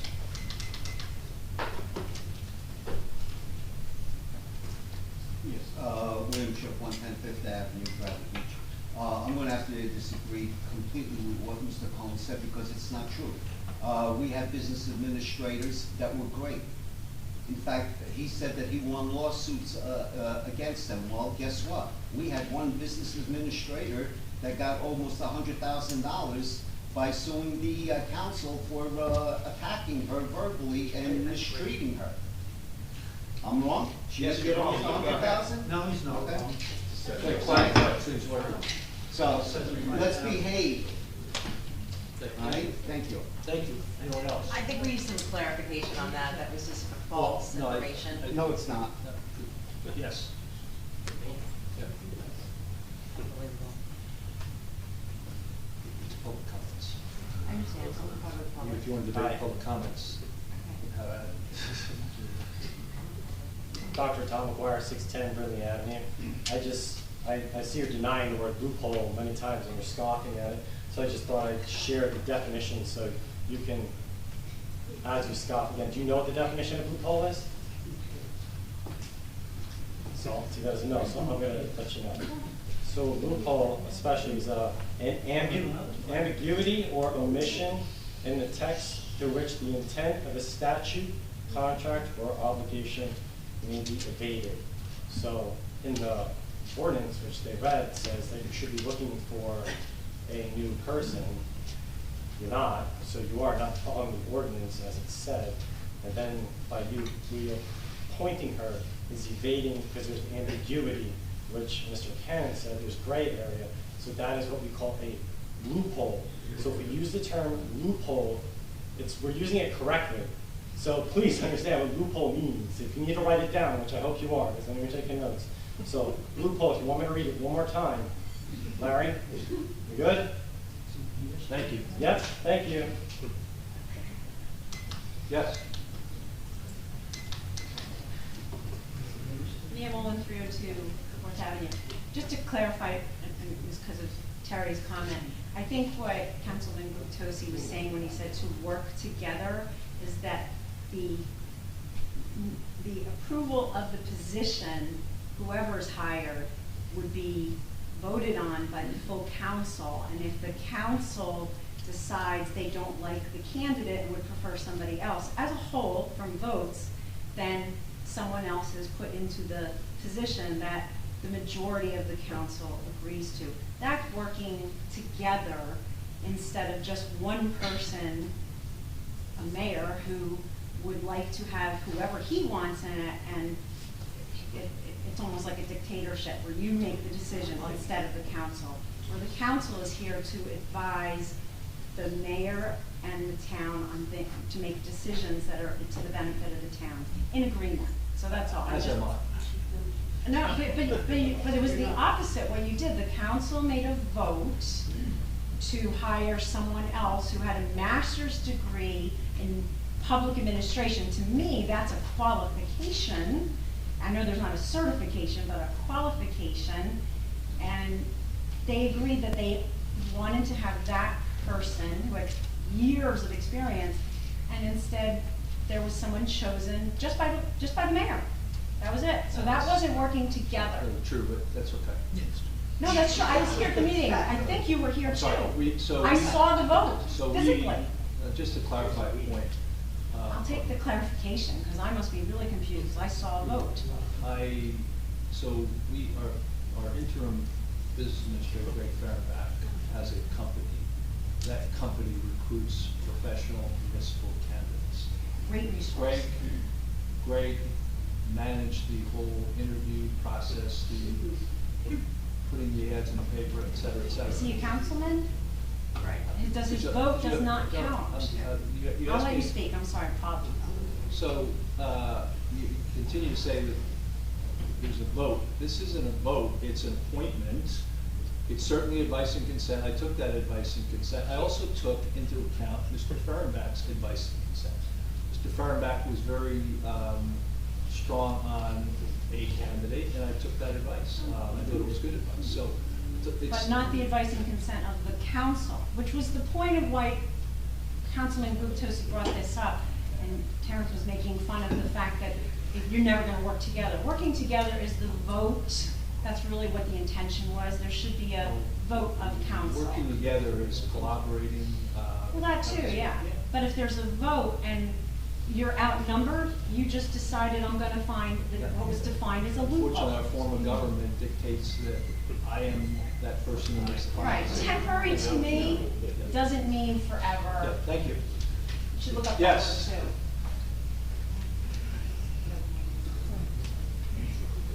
Deborah Brunel, 401 Fifth Avenue.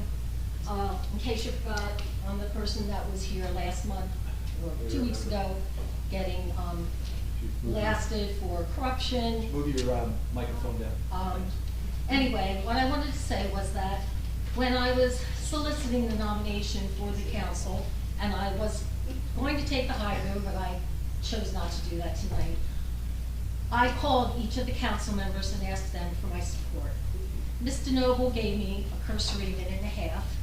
Mr. Weber and Mr. Gubitosi, whether you believe me or not, basically told me they could not, in good conscience, support me because I would support the mayor. So when you are attacking the mayor, remember that they specifically said to me, we will not support you because you will support the mayor.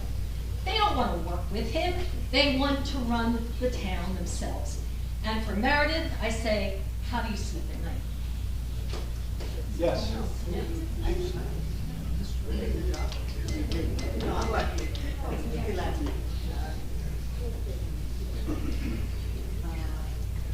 Roman Parker, 27 Atlantic Avenue.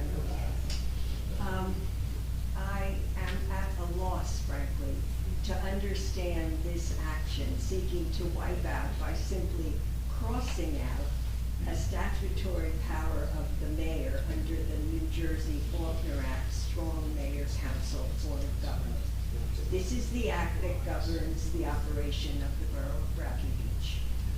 Moreover, this very council previously represented to the New Jersey Superior Court that the mayor is empowered to make acting appointments for up to 90 days when the position is vacant to ensure the orderly administration of the borough as its chief executive under the very ordinance the council now seeks to revise to remove that power.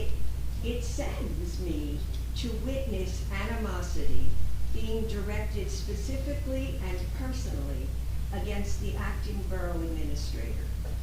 She was the top choice of the professional who interviewed candidates applying for this position. She was duly appointed by the mayor, whose power to make appointments was litigated and upheld. Surely you cannot doubt her commitment to serve this town, whose voters, as we know, elected her to serve us with the most votes cast, I might add. I cannot fathom any action taken by the acting borough administrator that justifies this drastic personal attack. I can find no reason why firing her is so important that you would devote time and energy and a change of statutory power on this rather than working together for the good of our town and wanting the current business administrator to succeed, and thereby finally putting an end to the string of resignations by previous administrators. I really am at a loss to explain your actions, and all I can say is, have you no shame? No. Thank you.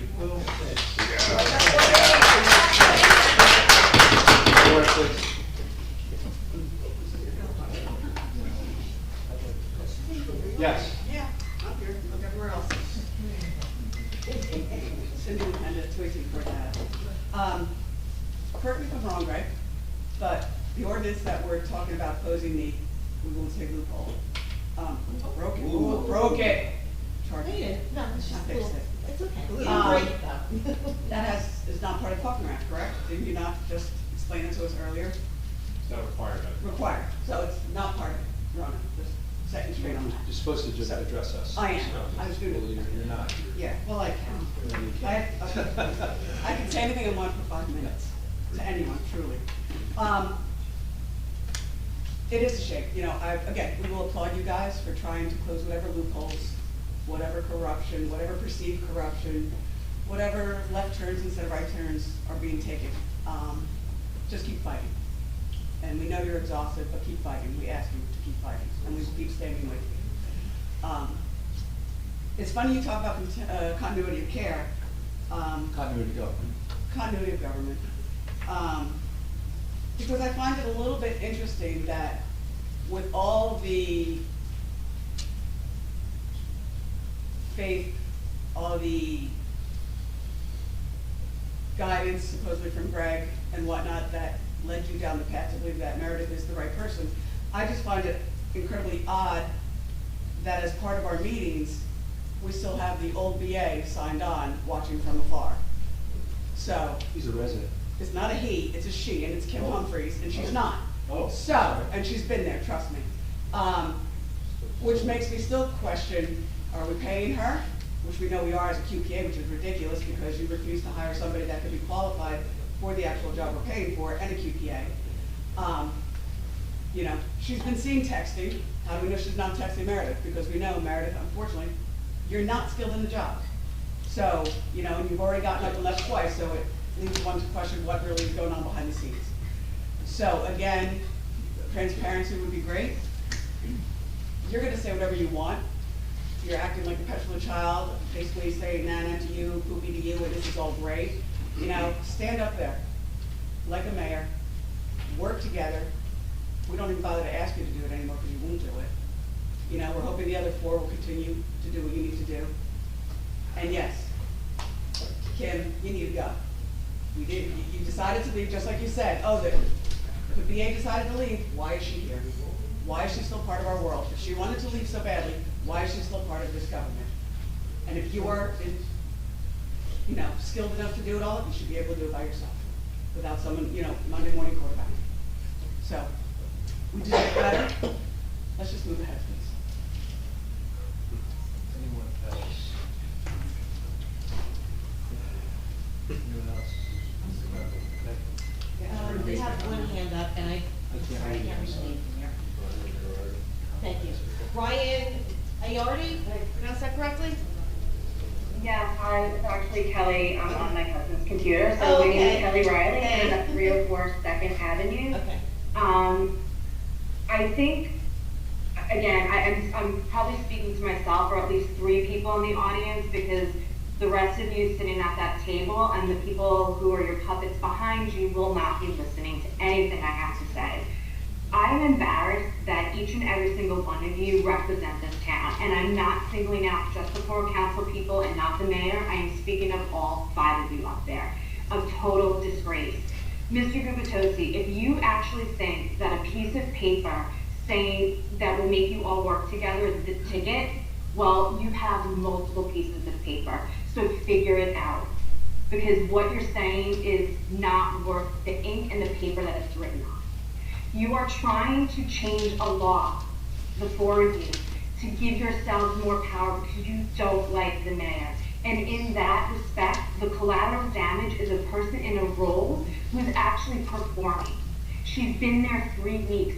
Give her the grace, the respect that she deserves to do the job that she is there to do. And if after that time, no one is satisfied and you can come with facts that she has not done her job, then there's a conversation to be had. But you are setting her up for failure as you're setting the rest of us up for failure because you're all a disgrace. That is all I have to say on this topic, and I think you all should take a hard look at yourselves.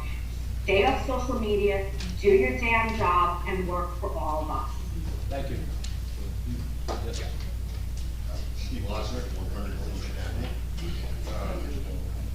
Could you get in front of the microphone? Yeah, so we can hear you? I'm so angry, I probably don't want to talk into a microphone, but I want us to appreciate Meredith for what she has done by taking the risk to take this position on a not permanent basis.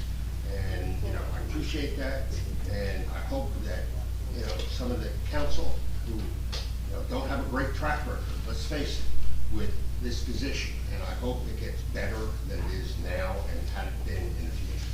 Thank you. Thank you. Yes.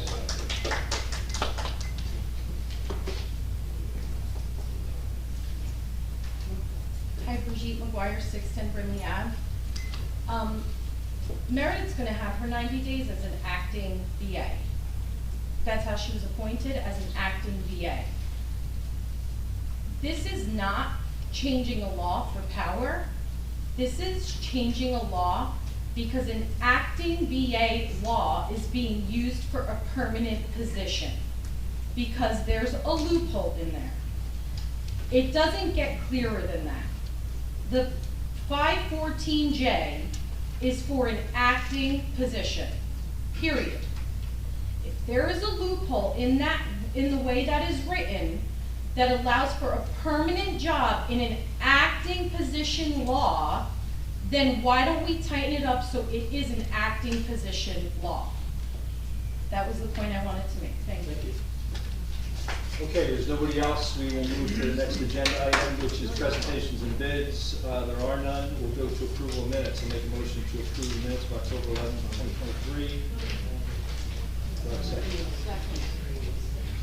Mr. Noble? Yes. Mr. Gubatose? Yes. Ms. Mahoney? Yes. Mr. Butler? Yes. Mayor Fox? Yes. Okay, public comments pertaining to the 825 agenda items only, 5-minute limits. Anyone to speak for participant? Any questions on the agenda? Yes. Hi, Herb Kenny, 216 Brindley. Just regard to 2023-254. This Leon Akabane, I don't know how you say his name, Lavakian.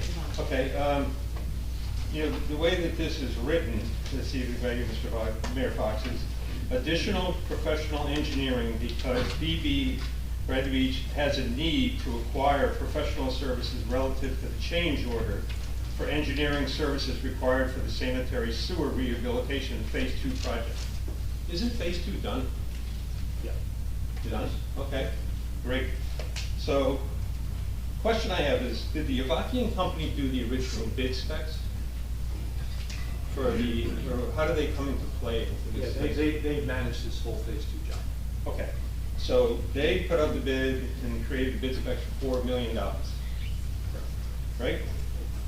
Last meeting, the meeting before, we were hit with a $440,000 change order bill, which we paid.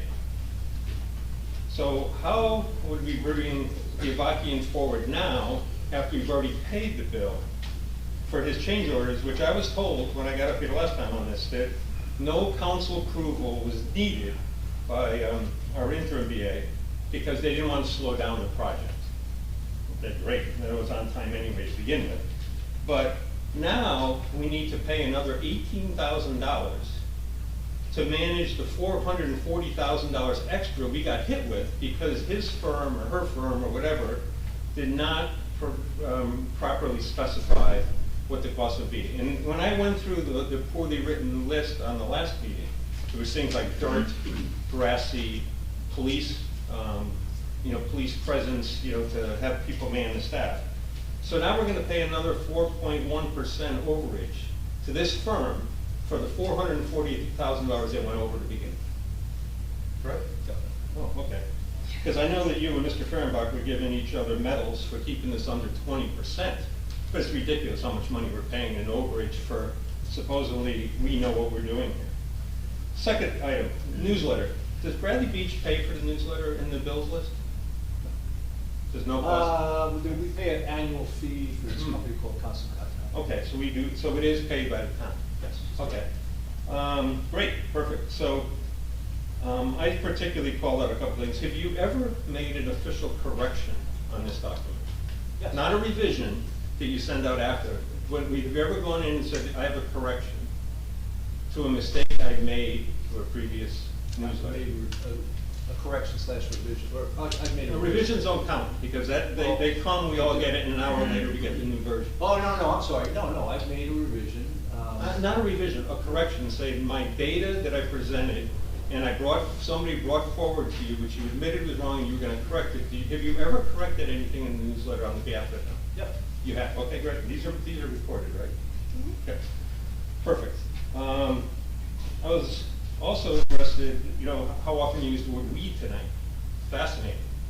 I would challenge you to go back to any of your newsletters and say, find the word we, the council, did something. Because I look at this, if the town is paying for this, and this is your re-election propaganda stream, it should be stopped. I'm just saying, right? You had Council President said, why don't you ask for our input? If that's a Bradley Beach newsletter, it should be accurate and it should be full disclosure and full input from everyone in this town. Last one I have is, how many inmates do we have in our jail? 320. I'm just kidding. I don't know. Well, you buy that much pizza, so Yeah. I'm not surprised. I think it was a cumulative bill. Was that really a cumulative bill? No, it's 6 months. It's from April. Yeah, it's cumulative. It's a cumulative bill over multiple dates, and what it is, it's the work program, so it's counting inmates that that come in and do work in the borough, pick up trash, clean up garbage along the dune lines, and then basically help the DPW and then. Okay, so it's not inmates. I was gonna say, it's for police officers. I see the police flag every week, and I was gonna say. Well, but- we also have an agreement with Neptune City that they use our jail. So we feed their prisoners? In reference to the bill list, it's regarding the. Okay, I got it, thank you. Yeah. Okay, no other questions, we'll move to the next item, No, I have a which is. question. Oh, I'm sorry. It's okay, I'm late. I was just reading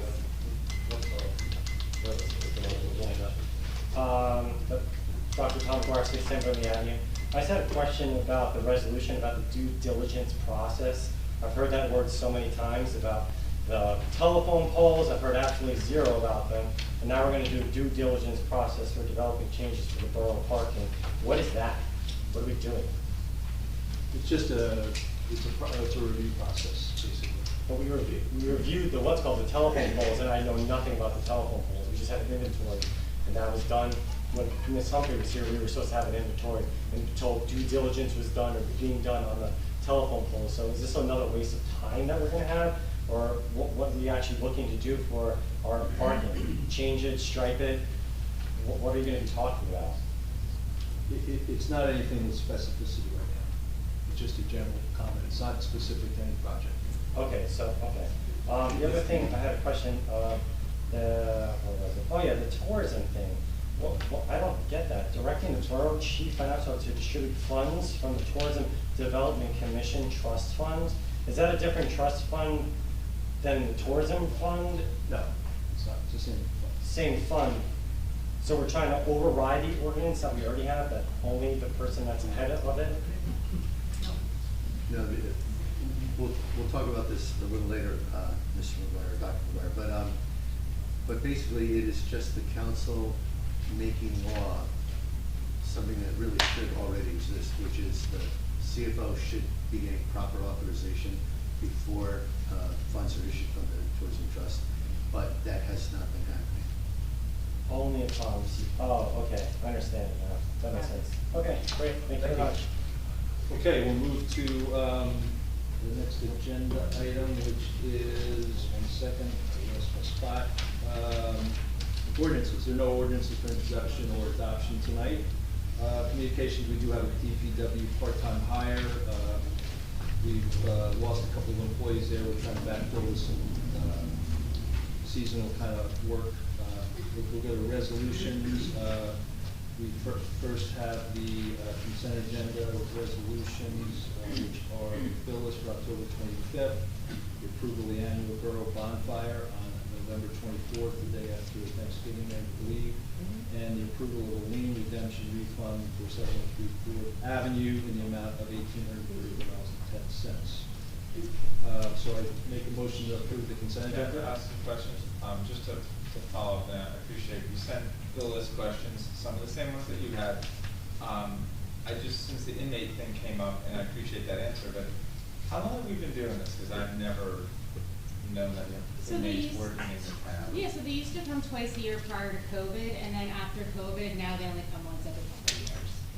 Okay, so I never remember feeding them. Is this new? I mean, and do we have, it's strange that the county say, here, have these free workers, you just have to buy them $500 for the pizza. I mean, it's just a kind of weird arrangement to me. Is there a written arrangement where we say we're feeding them lunch? Do we know? Yeah, I can follow up. Does anybody agree that that's kind of strange? Like, Yeah. no? I mean, he says no. Everybody out there is going yes. Okay. I just think it's strange. I've never seen that before. So, and the other question, I know you answered this. We have been doing it for years. Ever since I was a council payable, John, we've been doing it. Okay, I've just never seen it. Yeah, no, and I know other towns do it that I work in, so. That would give me a lot more comfort about it. You're kind of Okay, thinking no, as a I standard, understood. and so it's in writing or whatever. The other thing, and I know you answered the question, acting Administrator DeMarco, but for the Natural Lawn of America, they've got us down for they're doing lawn treatment in 4 different places. The Ocean Ave, all the lawn along Ocean Ave, Riley and Lake Terrace Parks, the baseball field, and then the recycle yard. And the charge is the same for all. It's $417 the lawn in front of the recycle yard is like, it's as big as like the seats in front of you, it takes up that much space. And the lawn, and it's the same charge, like, I just feel like this is, I know it's a small case, this is $417, but I just feel, can we say to this company, like, hey, this is like a tiny patch of grass, maybe you could charge us less than the entire, you charge us the same as the entire oceanfront. So it was one bill for all the properties, and then what happens is the bill gets split between the different accounts, so that there isn't one account taking the hit for the entire town. So it's evenly split across accounts.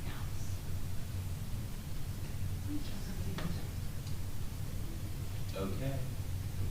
I would offer that maybe the recycle yard doesn't need to have like super duper green lawn in the 15 feet between the sidewalk and the fence. Like, I know we all pull our cars through there, and it's beautiful the second that we drive through there, but maybe we don't need natural lawn. Yeah, that's fine. Thank you. So, that's all my bill list questions, thanks.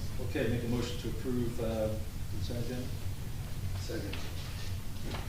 Mr. Noble? Yes. Mr. Gubatose? Yes. Ms. Mahoney? Yes. Mr. Weber? Yes. Mayor Fox? Yes. Okay, individual resolutions. The first is 2023-254, authorizing the award of proposal for additional professional engineering services with Leon Bachman for sanitation sewer project phase 2. Make a motion to approve 2023-254. Since there's a question about this, can we just like offer a little explanation? I mean, my take on this for the resident that asked is, yeah, there was a whole lot, there was a change order, it was whatever, hundreds of thousands of dollars, and this is the engineering that was related to that. I mean, I don't know, I'm totally comfortable with this. I wouldn't characterize it as like mistakes that, you know, things change. I can't even remember now what the $400,000 change order, what they actually was all about, but this was the engineering on their end, so I'm actually comfortable with it. So, you were busy making a motion, Mr. Mayor, so. Made a motion. Second. Mr. Noble? Yes. Mr. Gubatose? Yes. Ms. Mahoney? Yes. Mr. Weber? Yes. Mayor Fox? Yes. 2023-255, approving agreement with Avon by the Sea to share roost control expenses. I'll make a motion to approve. I have a quick question. Yep. Mr. Marco, my question is, I know that the total cost for next calendar year is $4,000, divided evenly, $2,000 each. Well, for the last 2 months of 2023 and all of That was going to be my question. I didn't know if we had a separate payment for the last. Nope, this is gonna encompass that. So it sounds like you got us the bargain, or somebody did, because originally they wanted us to pay. Yeah, I think they worked it out. I think Galaxy Goose wanted to work with both of us. Okay, great, thank you. Okay. Motion to approve 2023-255. Second. Mr. Noble? Yes. Mr. Gubatose? Yes. Ms. Mahoney? Yes. Mr. Weber? Yes. Mayor Fox? Yes. 2023-256, approval of police department to donate surplus special police utility vans to 2 local nonprofit organizations. Make a motion to approve 2023-256. Second. Mr. Noble? Yes. Mr. Gubatose? Yes. Ms. Mahoney? Yes. Mr. Weber? Yes. Mayor Fox? Yes. 2023-257, a resolution in support of establishing a legal process for developing changes to borough parking within borough, including merchant and resident engagement and government by approval. Make a motion to Just approve a quick 20. comment, Mr. Mayor. Sure.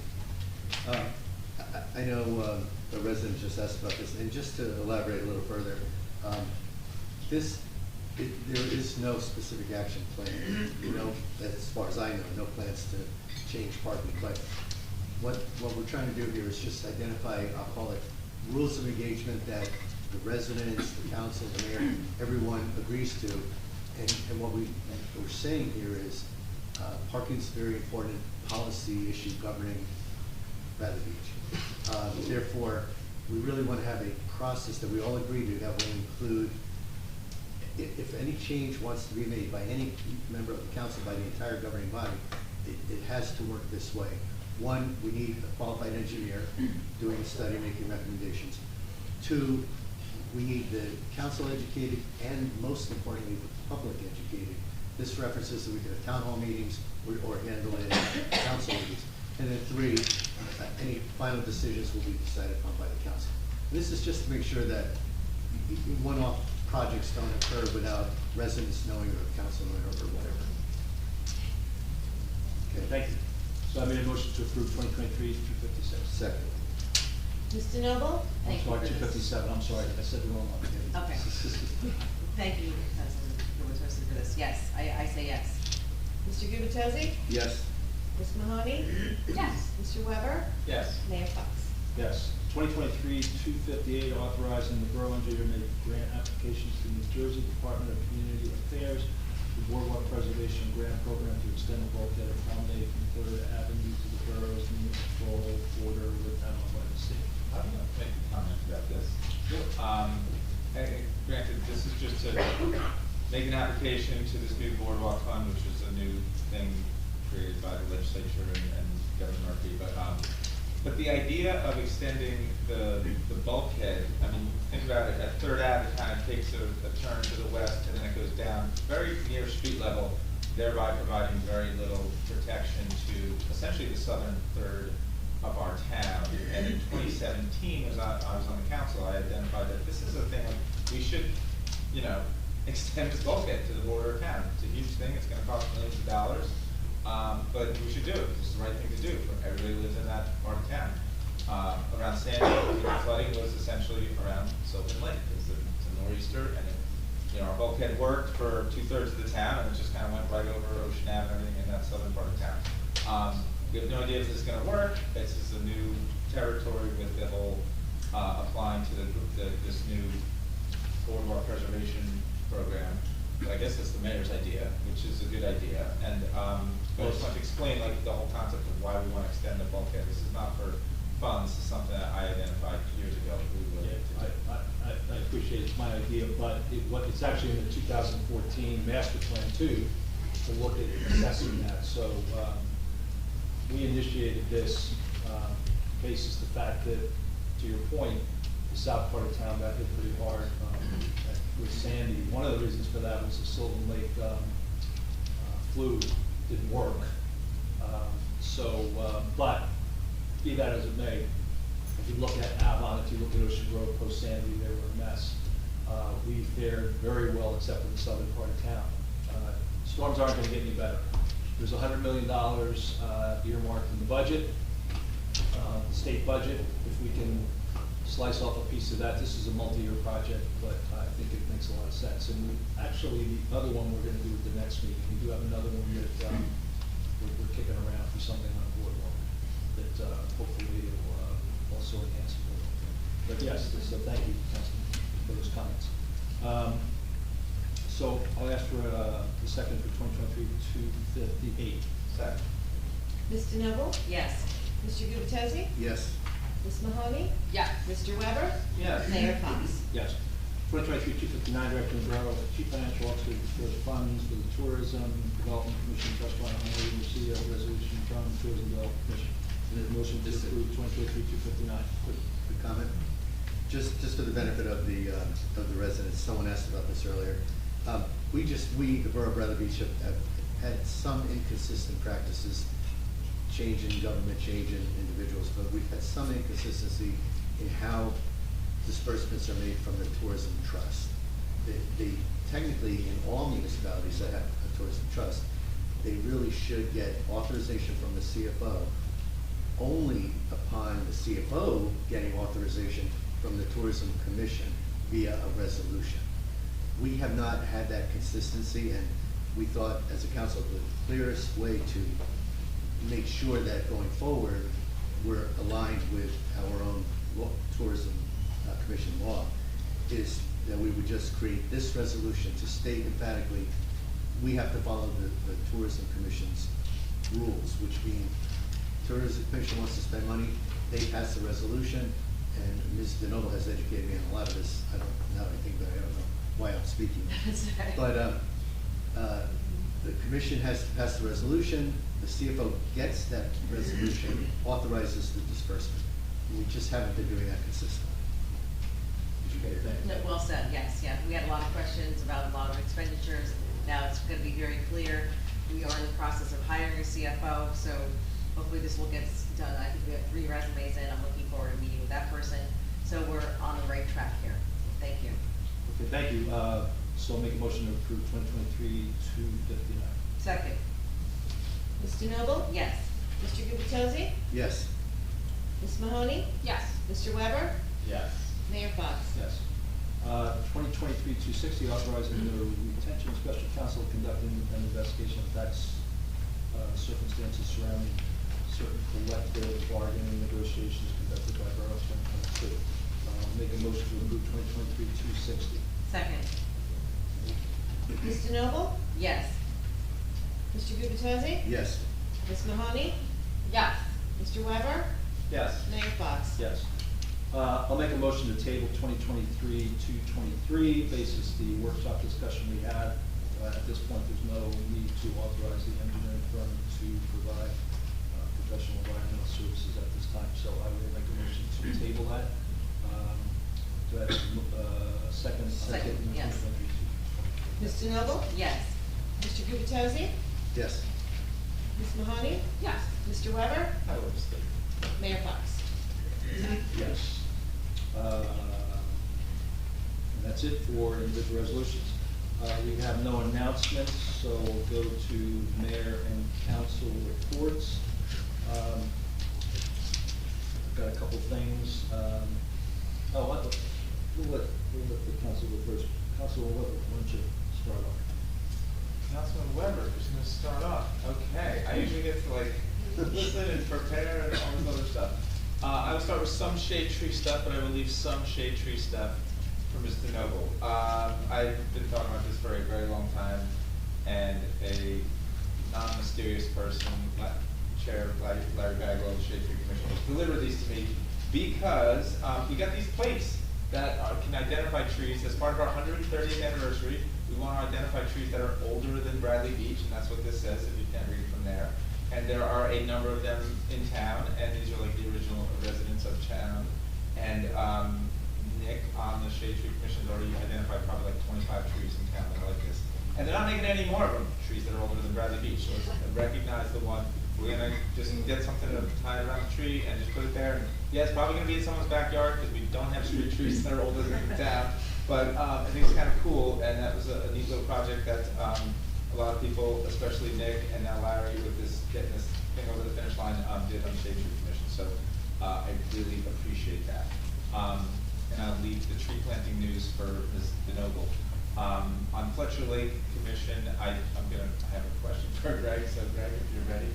All right, it's about the, putting up the sign, doing the ordinance so we can put up a sign on the footbridge.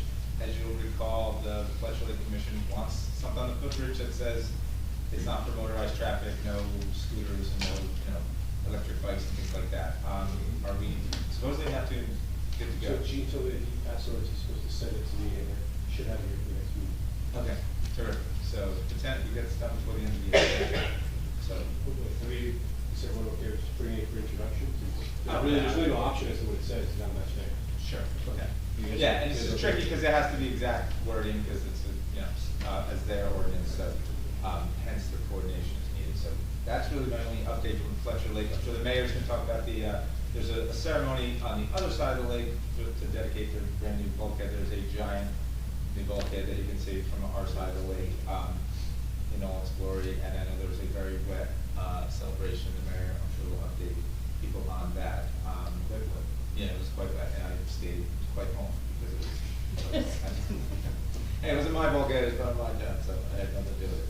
I think that's it for my report, but I would love to reserve the right to come back to me if I remember something else. But we'll leave it at that, and thanks very much. Okay, Councilman Gubatose. Thank you, Mr. Mayor. I have a police report from our own Captain James Arnold. The following is the police activity report since the last borough meeting, which occurred on October 11, 23. The police made 1 arrest. The police took 2 reports of theft. The police investigated 4 motor vehicle crashes. The police would also like to announce that this Saturday, October 28th, from 10 a.m. to 2 p.m., Bradley Beach Police Department is hosting a collection site for DEA National Take Back. This is a nationwide event and offers free and anonymous disposal of unneeded medications. So again, that's between 10 a.m. and 2 p.m. on October 28th, this coming Saturday. As the liaison for the Civil Lake Commission, I want to provide a couple quick updates. One, As most residents know, Sylvan Lake has been challenged for probably at least 2 decades regarding the health of the lake. And you know, it's a fairly shallow lake, and it collects a lot of sediment that ultimately can be challenging to the ecosystem there. And over the years, the borough and in conjunction with Avon have looked at possible opportunities to dredge the lake to create greater depth and improve water quality. There have been challenges to getting that done, but over the past couple of years, and I've reported on this periodically, there's a team of environmentalists, engineers, Monmouth University, and the American Littoral Society, who have been working very diligently to secure New Jersey state environmental approvals and to secure private, county, state, and federal funding. So you've heard me say things to that effect for a couple of years, but what's really exciting is there is a presentation planned at the Avon Marina Building on Wednesday, November 1st at 7 p.m., where they're going to bring all residents that are interested up to speed on the progress to date and be able to field questions so our residents in Avon can really come up to speed.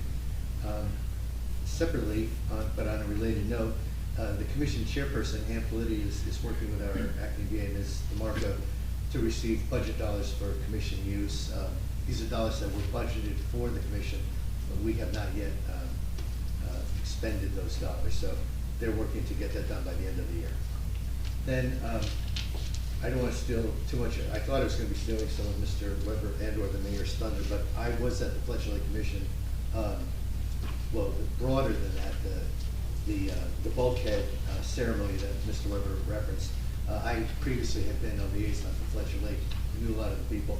I just want to give my own observations, but I'm sure the mayor will have a lot more to add. But it did occur last Sunday in the rain. Neptune City and Bradley's own participated, both of our mayors.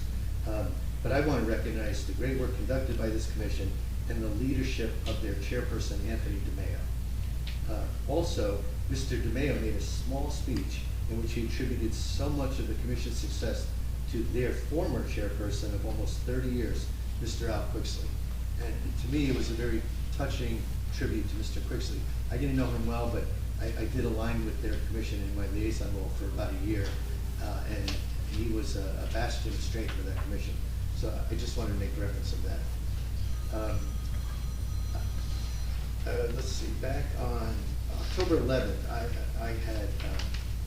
we held a council workshop for discussing the BBBCA Memorandum of Understanding.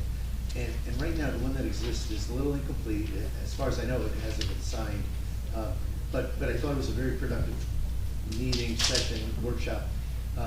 But you know, I did ask and followed up with Ms. Gavin in particular to say, hey, what can we do to start going on this process of updating the memorandum of understanding between the Borough of Bradley Beach and the BBBCA. And this is particularly important because we have had confusion over the past, month or two related to tourism commission and how tourism commission events fit in with broader community events governed by either the BBBCA or the borough itself.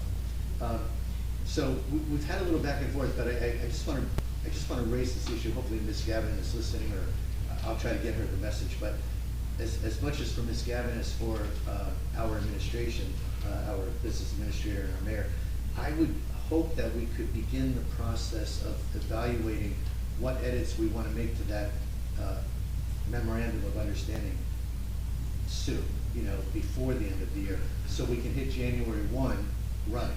We'll have a letter of understanding, we'll all agree, the appropriate authorities will sign, and I just want to make sure that we have agreement on things like what's tourism, what's not tourism, how much involvement the borough would have. There's some things I think we all accept.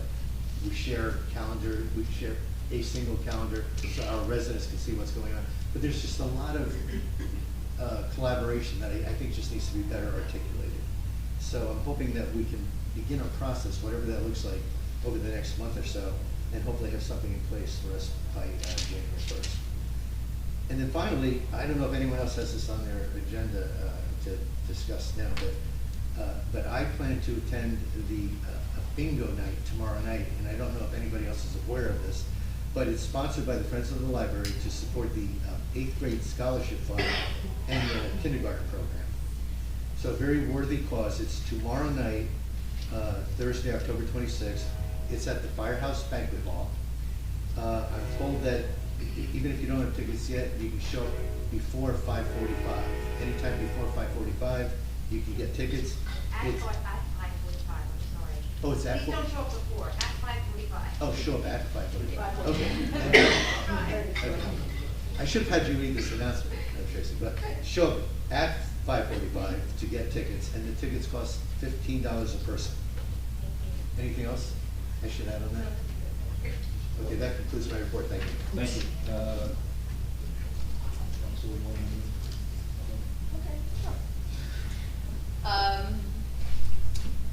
I had my first meeting with B.A. DeMarco and Mayor Fox, and I think it went really well. And we are working towards. I would agree. Yeah. Thank you. And we are working towards getting some kind of quarterly budget actuals. Thank you. I could articulate this when I spoke with them. Actuals printed out for us and for everybody.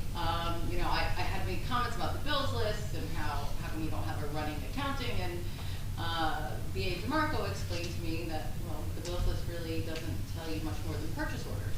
So we had a conversation, and I said it would be great to have wages and salaries and how much we're paying out of every fund. And they said, great idea. So on a quarterly basis, we'll do a budget accounting of where we are for each quarter against each fund. We have a couple of things to work out, things like that, but we're moving in a great direction. So I thought it was a great conversation. Thank you. I have a report out from the Land Use Board. 3 applications were approved on October 19th, 2023. Number 1, 204 Newark Avenue. The applicant proposed to construct a new single-family dwelling with garage apartment, in-ground swimming pool, and driveway. The applicant requested approval for development of an existing non-conforming lot for a fully conforming project, with the exception of a lot width which was 5 feet short. Only 1 variance was needed and approved by the board in a 9-0 vote. 127 Cliff Ave, applicant proposed to remove the first floor sunroom and second floor deck at the rear of the dwelling and proposing to construct a 2-story addition to the rear of the dwelling. Variances were required for an existing side yard and rear yard setbacks along with building height. A new variance was granted for an additional AC condenser unit. The 4 variances were approved by the board in a 9-0 vote. And 301A Park Place Avenue. The applicant proposed to demolish the existing dwelling along with all site amenities and construct a 2.5-story dwelling with front porch. Variances are required for front yard setback to the dwelling, building coverage, number of stories, and no parking spaces. The 4 variances were approved by the board in an 8-1 vote. Thank you. That is my report. Thank you. Council President DeVille. Thank you, Mayor. The Bradley Beach Board of Ed had their meeting on October 17th. As liaison, I attended, and they had very good news. They had the presentation of the 2022-2023 NJSLA scores. Do you remember the Iowa test for your kids? Similar to that, but different. So the staff and the students have been working very hard to increase their scores every year. And this year, they were hugely successful. In math, they had a 10% increase in proficiency. In English language arts, they had a 20% increase in proficiency. Dr. Heidelberg, the superintendent, has said he has never seen this in his 20-year career. So congratulations to the students and the staff at the school. The shade tree. Bradley Beach is 24 trees richer thanks to the Bradley Beach Shade Tree Commission. They had a biannual tree planting on October 14th. Black tupelo, redbud, and Platanus acerifolia were a few of the species planted throughout the borough. I also volunteered that day and I demonstrated how to plant a tree. The commission is so grateful for the Honor Me sponsors, which were Narit Barron, Susan Stone and Tom Gavin, Karen Ostrowski, Thomas Coan, and Frank Morris, as well as the residents that took the time to fill out a tree permit and pay the $50 application fee. Those donations subsidize these events. They are also very grateful for the Bradley Beach Department of Public Works, as they did an amazing job with the heavy lifting, digging 24 holes, delivering the trees, installing watering bags, and 48 stakes in like one day. It takes me one day to dig one hole. Now, the mayor and I and the acting BA met on October 17th, and one of the subjects we talked about was the Tourism Commission, and the mayor is assessing our requirement to spend 50% of the tourism money on a state statute that says we have to spend the money on advertising.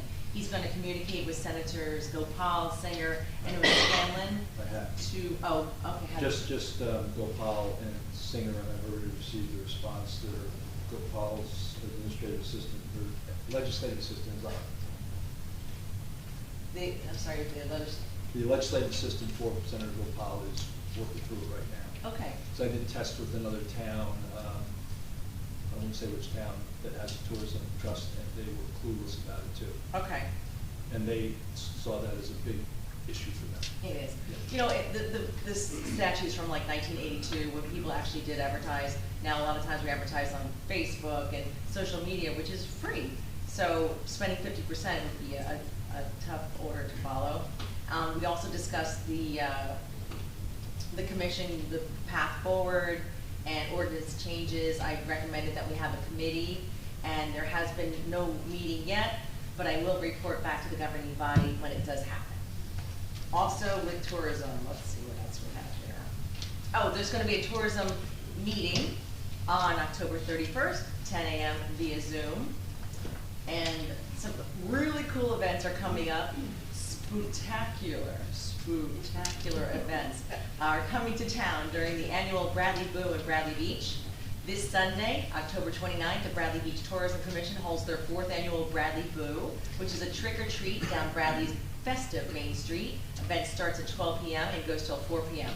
From 3 to 5 p.m., the Bradley Beach Rec Department hosts their 2nd annual Trunk or Treat in the municipal lot. There will also be free face painting provided. And then this amazing day continues with the annual Halloween parade that starts at 5 p.m. and is hosted and sponsored by the Bradley Beach Fire Department, our local heroes. Register for the Halloween parade at 4 p.m. at the Bradley Beach Firehouse at 815 Main Street. The parade starts at 5 p.m. Awards for the best floats and costumes will be given in the following age groups: 1 to 3, 4 to 6, 7 to 9, and 10 to 14. You're out. Next, we have. There's also a senior award. Oh, okay. You're back in. Okay. Also, they're Same asking. person wins every year. There's only one person who competes. Yep. Oh. What is a senior at this point? 65 or, okay. Note to self. Not my contest. Okay, we'll have to check with them. And also send your photo of your decorated Halloween home to tourism@bradleybeachnj.gov for a chance to win some great prizes provided by our Bradley Beach businesses. Submission deadline is Friday, October 27th, and the winners will be announced Monday, October 30th. I do have a quick informal survey that I hope you can help me with. The night before Halloween, when I was a kid, it was called Goosey Night. Anybody? Okay. Cabbage Night? Mischief Night. Captain, do you get this? Mischief. They're all calling it Mischief Night. You have a lot of work to do. Jersey's Mischief. Everybody have a great Halloween, and please stay safe and stay out of trouble. Thank you. That completes my report. Thank you. I've got a couple things I'm going to have to go back and forth on glasses because I did not get the library report on my type, so I've got to read about a 2-font here. You can turn sideways if you dare. Only if your phone rotates. There it goes. Just give it a second. There. Problem solved. So I'll be able to, great. thank you. I'll get that, that's the last thing I gotta do. Okay, got just a few things. We did show, as a community, some great support to, we mentioned at the last council meeting, supporting Israel and supporting, you know, our residents and what's going on there. We did mention that there was going to be an event. There was an event on the Sunday after the council meeting, and then I think the Tuesday after the council meeting, there was an event at the synagogue that was orchestrated and led by Rabbi Mori Kalman. The biggest observation that I drew from one of the congregation members was they were thrilled that the percentage of non-congregation people in the meeting was pretty significant, like a third of the people that the person felt as though was. So they felt like there was a high level of support from people in the community, so I thought that was great. There were a number of people that spoke at that. It was a very moving event. And it was multiple towns and multiple faiths that came to that event. We talked a little bit about rain last weekend. The Clean Ocean Action had their beach sweep on Saturday, and some brave people braved the early morning. You know, Rona Parker, Liz Hernandez, who's the chair of the Environmental Committee, and Dan Leas did a great job to the extent that the weather was brutal. So they had people out there and they were picking up stuff, so that was great. As mentioned by both Councilman Gubitosi and Weber, Fletcher Lake bulkhead replacement dedication was Saturday.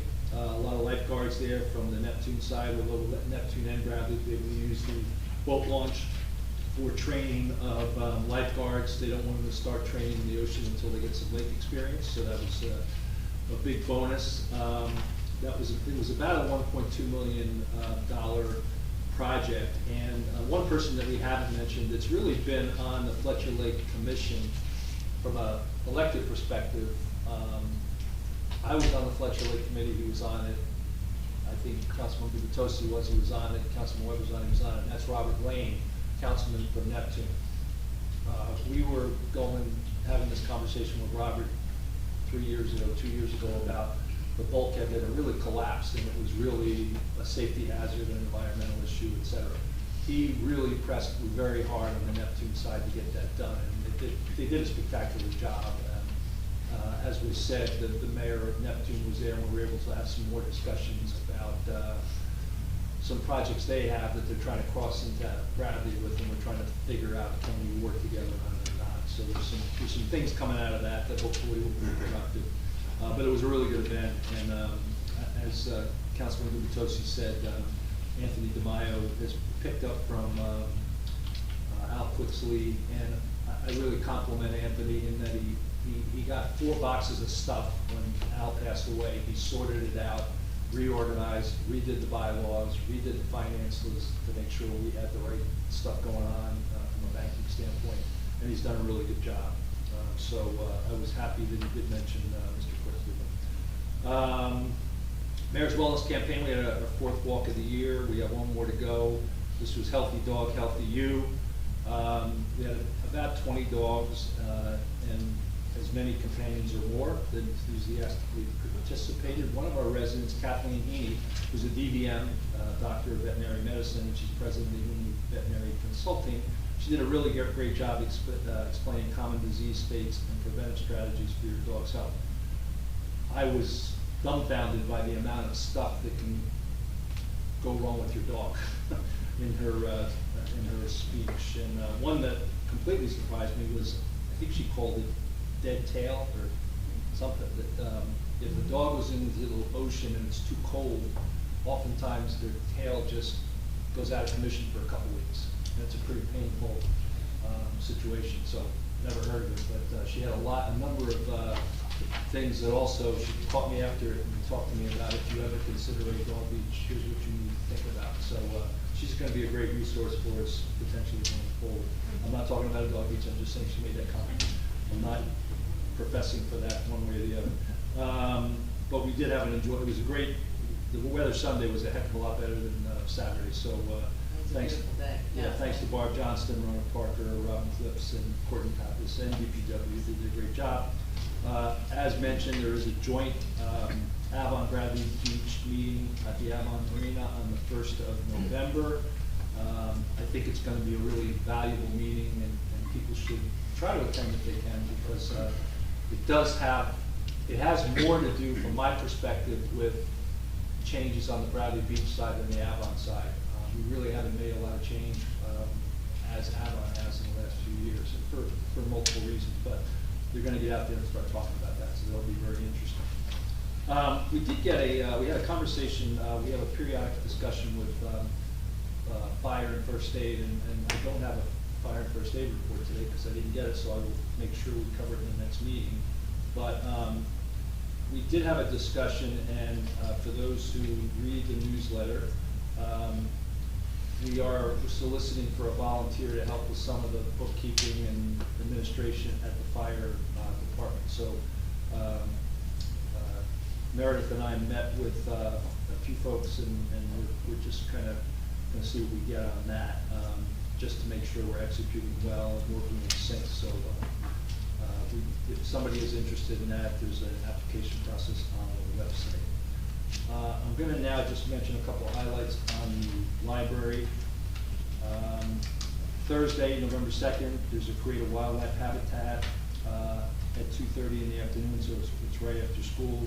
I think that'll be very interesting. Tuesday, November 7th at 6 p.m. It's all together now in the Reef. They're going to be talking about life on reefs, most beautiful natural wonders of the world, and it's for children from 4 to 12. On Thursday, November 9th, there's a wellness book club. This is in conjunction with the Mayor's Wellness Campaign. We're developing book discussions. Gigi Naples is going to be facilitating a discussion at that November 9th meeting. Tuesday, November 14th at 2 p.m. Wind, salt spray.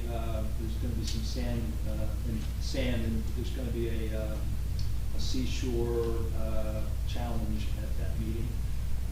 Thursday, November 16th, Patricia Senku-Rudowski, who is featured in Chicken Soup for the Soul, will be at the library to talk. There's registration for that. And last, on November 30th at 6 p.m., the Navasink Brass is a professional brass guitar quintet. I'm not sorry, it's quintet.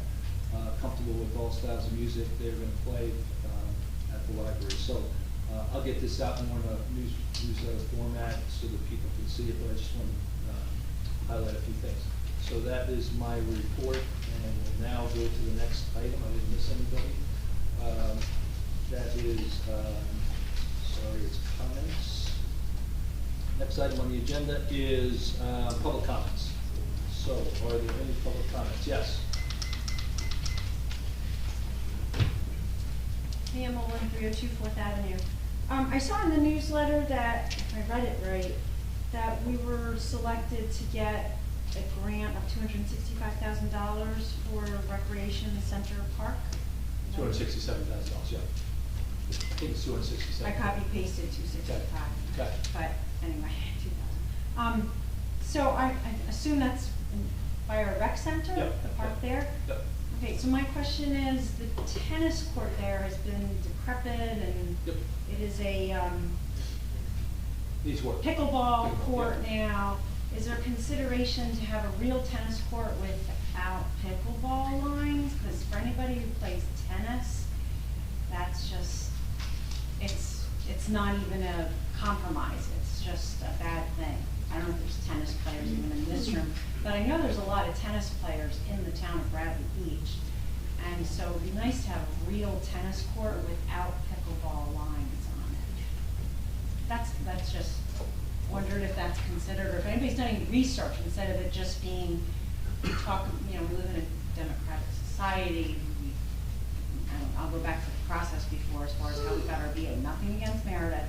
The process was not a democratic process. It was like a dictator process. So I just fear that this will be one person's decision and not be considered as far as research goes, and maybe the business administration does, VA does research on, you know, what do people like in our town, what would they like, but one tennis court would be nice, a real.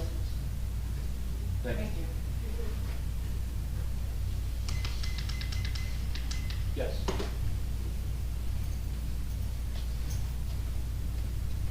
Hi, Brian Downey, 619 4th Avenue.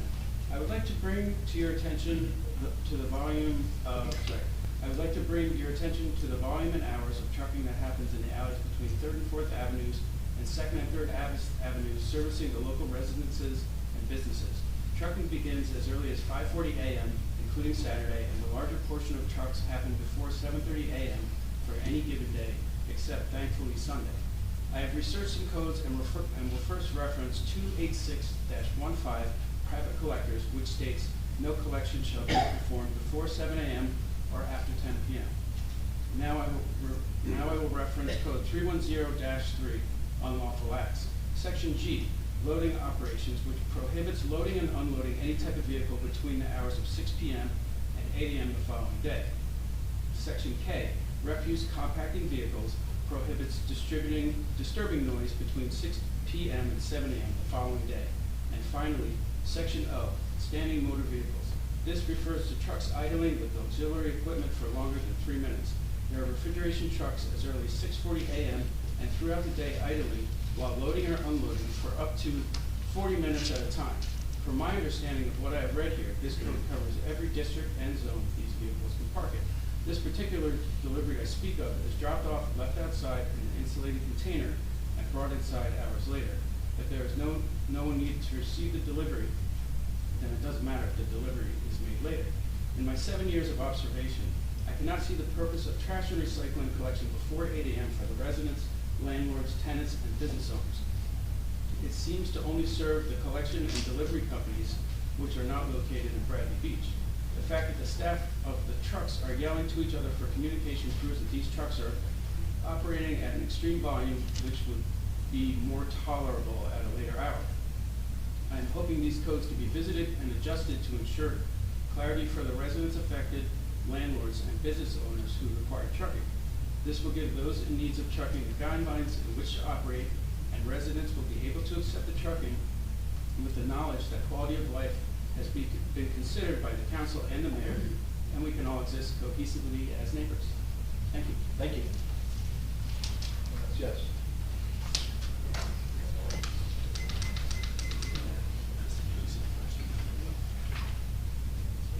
Hi, Brigitte McGuire, 610 Brinley Ave. At the last council meeting, my husband mentioned the noise ordinance. I'd like to also ask the council to bring that back up to workshop because of how it's been used in town. If summons are being written referencing the opening of the ordinance 310-1, then it means no other part of the ordinance matters. Construction noise, music, lawnmowers, etc. The details in the ordinance do not matter. I've lived here for just about 13 years, and every year we have a big party with music until 10 p.m., specifically to follow the noise ordinance. I'd guess to say we have had the police show up with a noise complaint before 10 p.m. maybe 2 to 3 times out of those 13 years. And each time I assure the police that at 10 p.m. the music will be turned way down or shut off. And their response to me would be something like, great, if we get another call before 10, we'll drive around, run some time down since it's close to 10 o'clock. But if the music is still loud after 10, we will have to come back and issue you a summons. They never had to come back. This is a major reason why we love living in Bradley Beach. Small town living, small town fun, small town respect between residents and law enforcement. I always felt comfortable raising my kids here, waving and saying hello to the officers in town. However, I had a very uncomfortable situation this past July. Literally one day after I put a Recall Mayor Fox sign in my lawn and posted it on social media, it just happened to be the day before my big annual summer party. Long story short, police came around 8 p.m. with a noise complaint. I told them my DJ would be done by 10 o'clock and they said I still had to turn down the music. I mentioned that according to the ordinance I had until 10 p.m. and they said if they had to come back I'd be issued a summons. I was definitely tipsy, having a good time, and they told me I was being disrespectful. I apologized for that, but was trying to make my point that I had until 10 p.m. They left, We continued our party, and they came back into my yard for a second time around 9:45 p.m. and wrote me a ticket. I fought this ticket and learned the police, prosecutor, and judge stand by that first paragraph of the noise ordinance 310-1, which throws every other detail of the noise ordinance away. How are we as residents to know when and if we can have a party?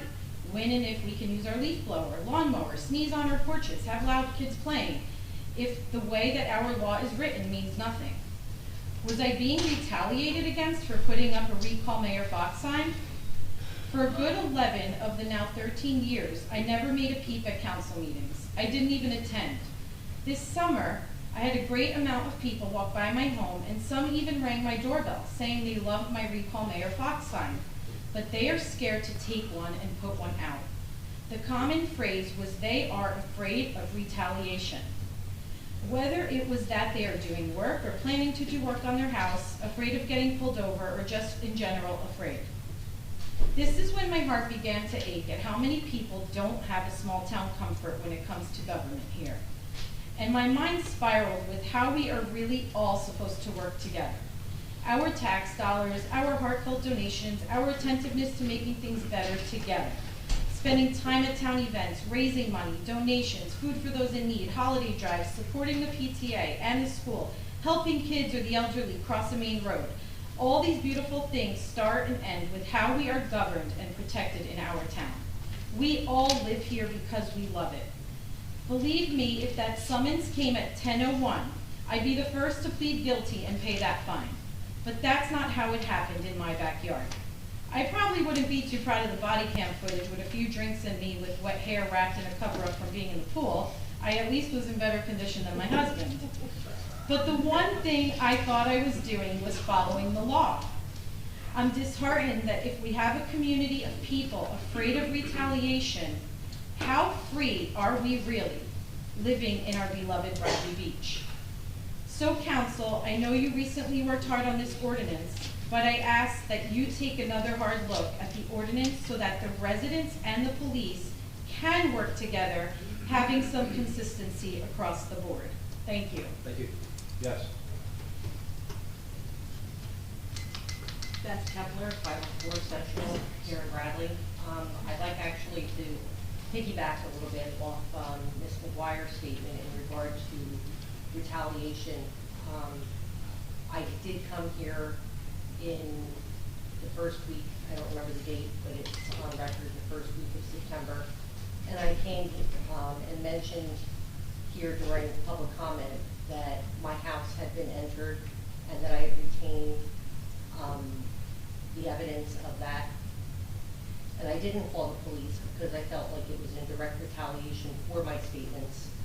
I'm not going to reveal what it was that was left, but it was definitely an act of intimidation. And I just want to state again on the record that it's not lost on me that I didn't get one follow-up phone call, not one comment, not any concern from the people that should have taken interest in my comment.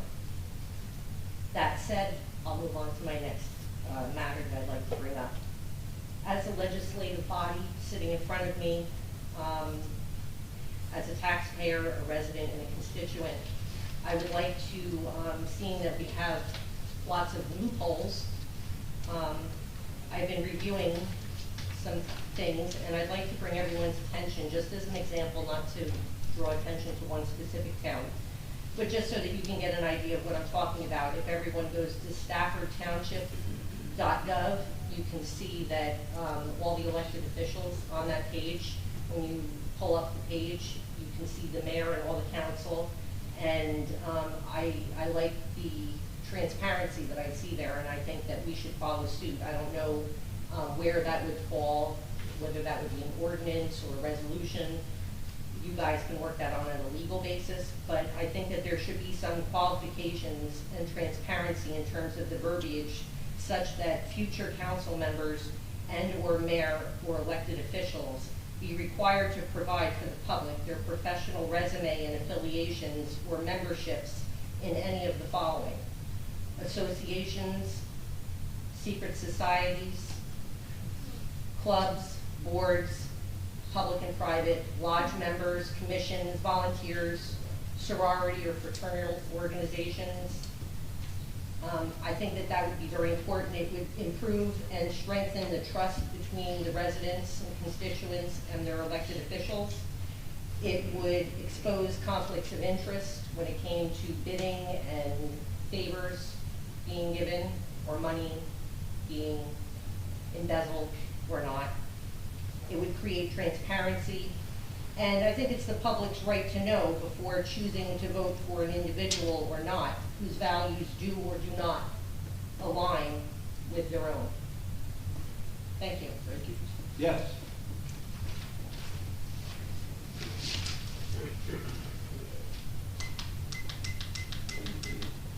Rosemary Curso, 415 Park Place Avenue. My concern is the real estate taxes in this town, at the rate they're being raised. When you campaigned, Mayor Fox, your statement was, "I will keep this town affordable." Well, you missed the mark on that one. The rate of tax increase for real estate is ridiculous for everyone in Bradley Beach, but especially for your seniors, people on fixed incomes. How do you expect them to keep up? And now your plan is to raise them another 4%. So I'm not quite certain how Bradley Beach is staying affordable to everyone. It's not. And I think you really need to reassess that, because what you're going to do is push your seniors right out of their homes because they can't keep up. And they're living on a fixed income. And I think you should take that into consideration. But not only for seniors, for anybody who owns real estate. The cost of living in America is outrageous. And now we just keep raising the real estate tax. I don't understand how anyone can think that as Americans, we should be pushed out of our homes because we can't afford to pay the taxes. I think you should reconsider. Thank you. Yes.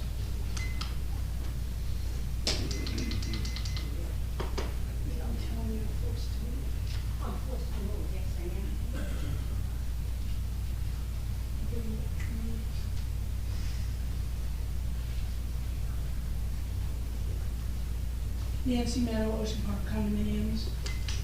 My comments are a little disjointed as always, but really it basically comes down to standards for the most part. I'm just going to throw out there as public information because whenever I bring up our bill list and things like that, it's always blamed on Edmunds, the lack of answers. There are other softwares that the state of New Jersey allows for municipalities other than Edmunds. Someone might want to look into that, or utilize Edmunds appropriately.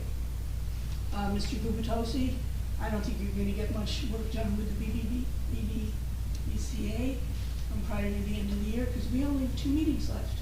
I wonder how that happened. We're supposed to have 4. I don't know if this is a thing to legislate, or if it's to have somebody, I guess the COO, do their job in management. But do we not have a dress code for employees? Do we have a code of attitude for employees towards the public, AKA the people who pay their salary? A code of how to speak to people from employees?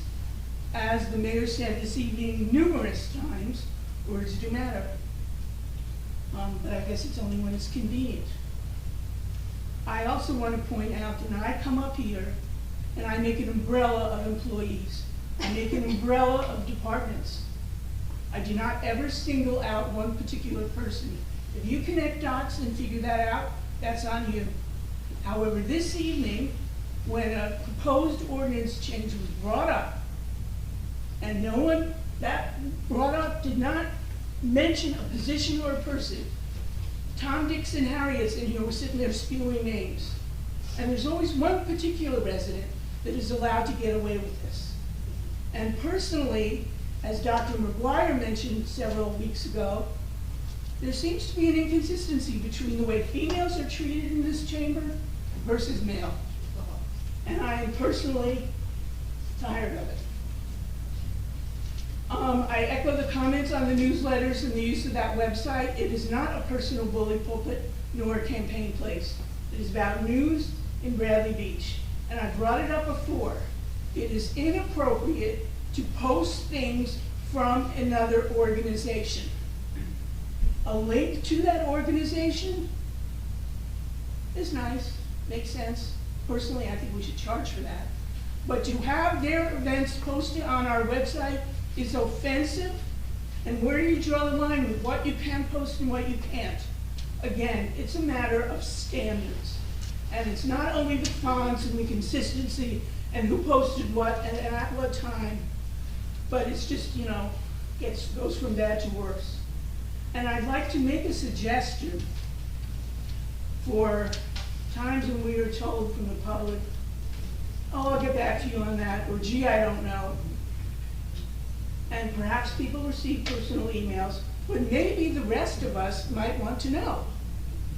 So I'd like to propose, when we ever get around to redoing this thing called a website, that we have a section called something like recent replies to information. And things like that would just be factual, something like, on this particular date, Irvington House versus Bradley Beach, verdict issued in favor of plaintiff. No more action. Borough is not seeking an appeal.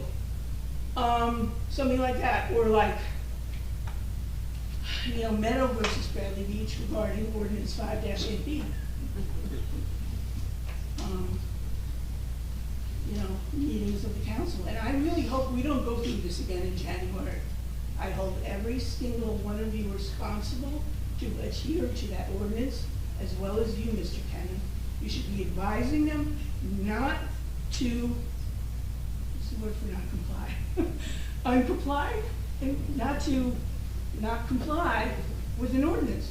You need to say to them, you're breaking an ordinance. That's on you. In that section, it would be required to have accurate, I want to underline that, accurate, factual information, and it needs to be complete. Because I don't know how you sit up there and take this every week. God bless you. Thank you. Ms. Gentempo, are you still on? Yes, no, I'm. Yeah, we can hear you. Oh, she just muted again. Oh. Do you have a comment? I guess is the question. Unmute again, Paul. All right. My question is, what are the repercussions of those who had floods due to 5 days of rain and why the lakes were never drained?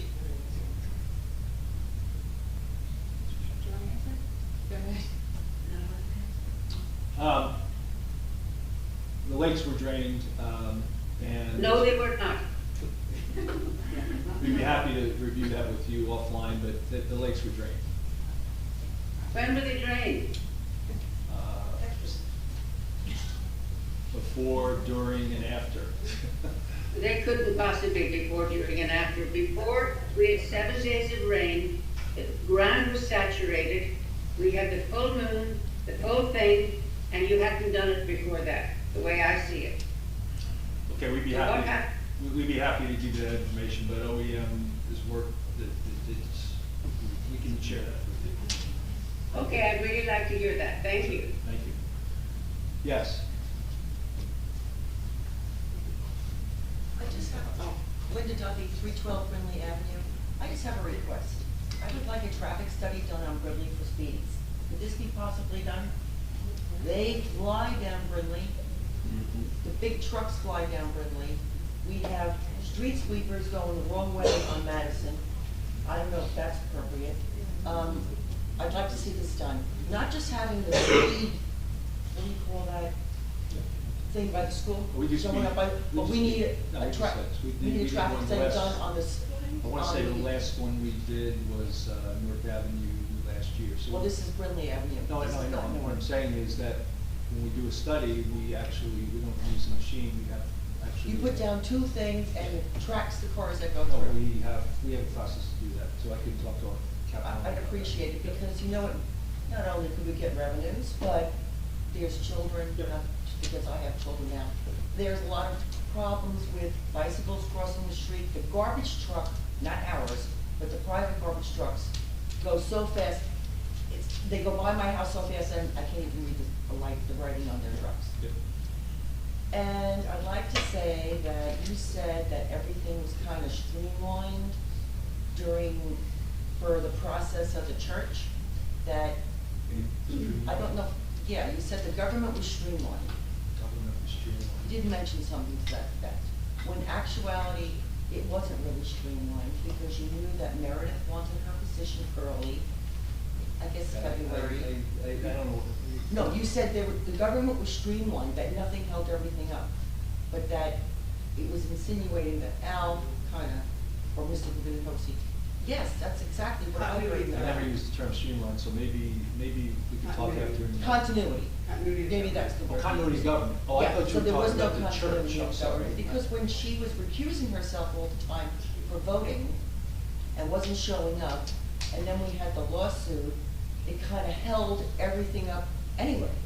So it wasn't so much that it was questions from Mr. Gavinosi and everybody else and other people in the audience and from town about the artifacts or which method we should follow. It was actually a lot of other things that held up the process.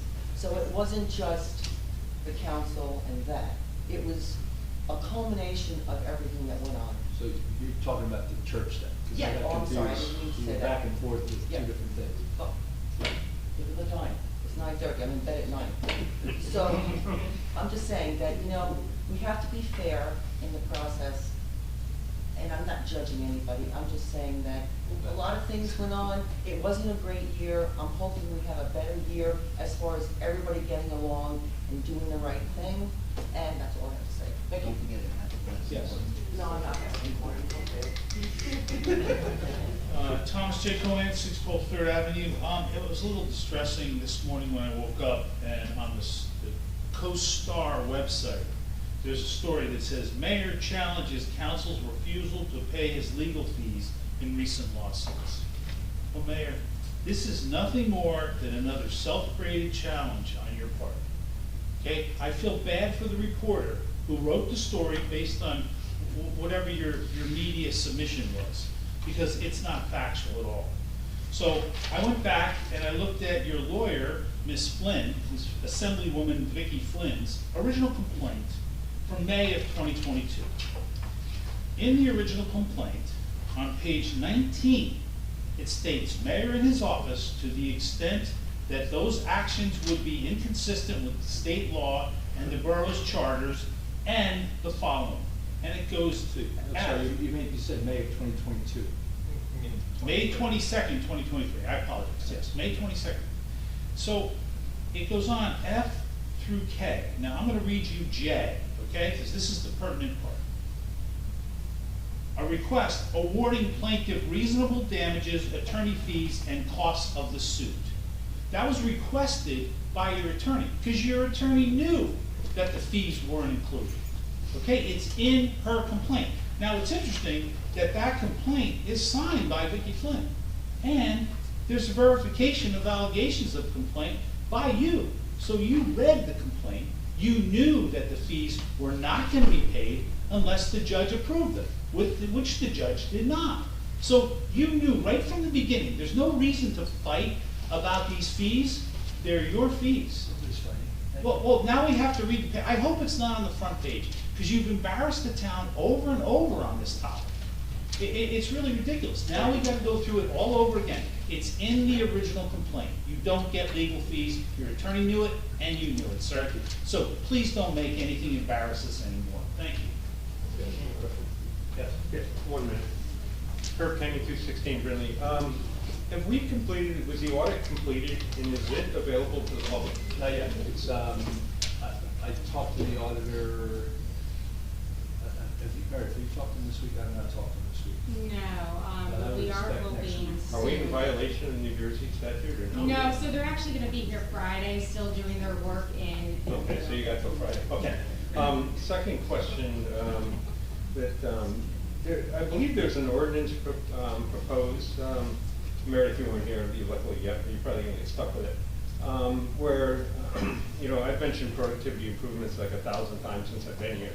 And I believe there was an ordinance created that the BA was gonna get together with you, Mayor Fox, and put together a proposal of some potential productivity savings to lower taxes like the one he was talking. Is that ever, I know it's way late. It's in process. It's in process. Yeah, but it wasn't supposed to be due in 90 days. Well, no, there was a first task done, and we're Okay. continuing to build on that as we build the 2024 budget. 2024, yeah, 2024, yeah. So it'll be done in 2023, or, I mean, should Well, it's we gonna really be do an that ongoing before you process. do the budget? We come up with a number of items, but now we're gonna, what are we incorporating in 2024, what can we do in 2023? So, we are getting that. Okay, thank you. Thank you. Yes.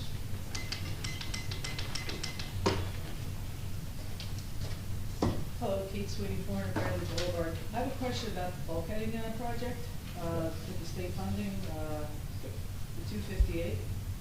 So extending it, the bulkheaded promenade from Third Avenue to the border with Avon, is it gonna cut through the dunes that are established there? We think not. Okay, We think and what there's a about way, the public restroom area? no, that's a jetty around that, so there's a way of making one turn and we're okay. I think that, the So the engineer's working dunes on are it right now. be preserved? Yeah, Yeah. the dunes are further to the east. Even if we continued the line, like, can you imagine the line that's between, like, you know, Fourth Ave, Third Ave, that would Yeah. like just continue on. So the dunes are east of that, and even the area that we're talking about, there's still, like, the dunes stay in a kind of a line, but the boardwalk goes back and closer to the road, to the Ocean Ave. So, Yeah, it's not. Okay. I thought the same thing, but I went down and actually walked around and walked it off. And All right. there's actually jetty around the, that building. So that, they Yes, I'm actually aware of build that. right on it and just go. from there. Okay. And then, on the ancient tree project, are we gonna have a listing of the locations so we can look at those trees? Well, like I said, they're probably gonna be private property for the most part, you know, I mean. I've got binoculars, so. Yeah, okay. We probably, you know, hadn't got that far. I think that's a discussion we can absolutely have at the tree commission, you know, but, and maybe that's one of the things, like, if you don't want this plaque in your tree and you don't want it to be known, then it wouldn't be listed and, you know, but maybe that will be, we'll make that a condition of getting this plaque. Thank you. I love that idea, by the way. We could do a tour of the trees and maybe get permission from the owners. That'd be really fun. Thank you, great suggestion, thank you. Yeah, there's a hand up. Hi, Dr. Tom McGuire, 610 Brittany Avenue. I just had a question, another follow-up about the inventory, about the poles. When are we gonna find out an answer? Like, are we gonna fix the poles? Are we doing anything about the poles? Anyone know anything? I get that look every time, and I asked the VA when she was on Kim Humphreys, and she said, oh, we're working on it. Like, that was a long time ago. There's poles that I stare at that look like they're about to fall over. And whose responsibility is that? Can we push someone to actually take care of that? And the last thing is the, Just a point on that, many poles are actually designed to lean. No, this one is rotten. It's got holes in it. It's bad. Because the house was redone, and that someone pushed it over on us, and it's just sitting there. The other question was about the glyphosate. I brought it up last time. Roundup. Roundup. Did you find out about that? We're not using Roundup. Excuse me? We're not using Roundup. It was on the bills list. No, that was an old bill, we ceased using Roundup. How? You're not using Roundup? That's a lie. You're lying. It was on the I'm bills sorry, list. sir. It's not a lie. I talked to Public Works. The VA just nodded her head yes. I'm sorry? The VA just nodded her We- head yes, so but you they didn't- are using it. How old? It's an old bill. How old? I don't. So then how can you say that if they didn't use it if you don't know how old it is? Because I've spoken to Public Works and ensured that we're not using it. So I just want to reiterate. I just want to ask, is there a town ordinance or some type of resolution that was passed by Dr. Kotler that made glyphosate not usable by our town? I do not know the answer to that question. A resolution? I believe there's a resolution, but I couldn't tell you when. Can someone, Meredith, would you mind looking that up? Because I honestly looked for it and I could not find that. So if we, can you please find that so we can actually, if not change it, reiterate it, like please stop using this poison, please. Thank you. Nobody else, so we will go to close the public meeting into executive session. Do I have a motion to close Mr. Noble? Yes. Yes. Whoever? Yes. Mayor Fox. Greg?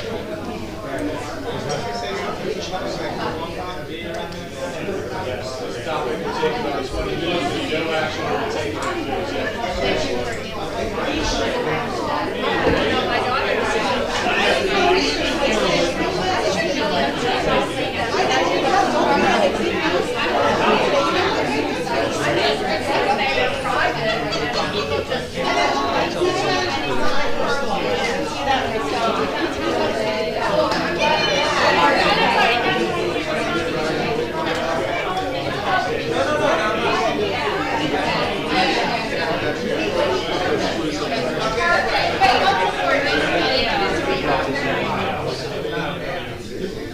Oh, yeah.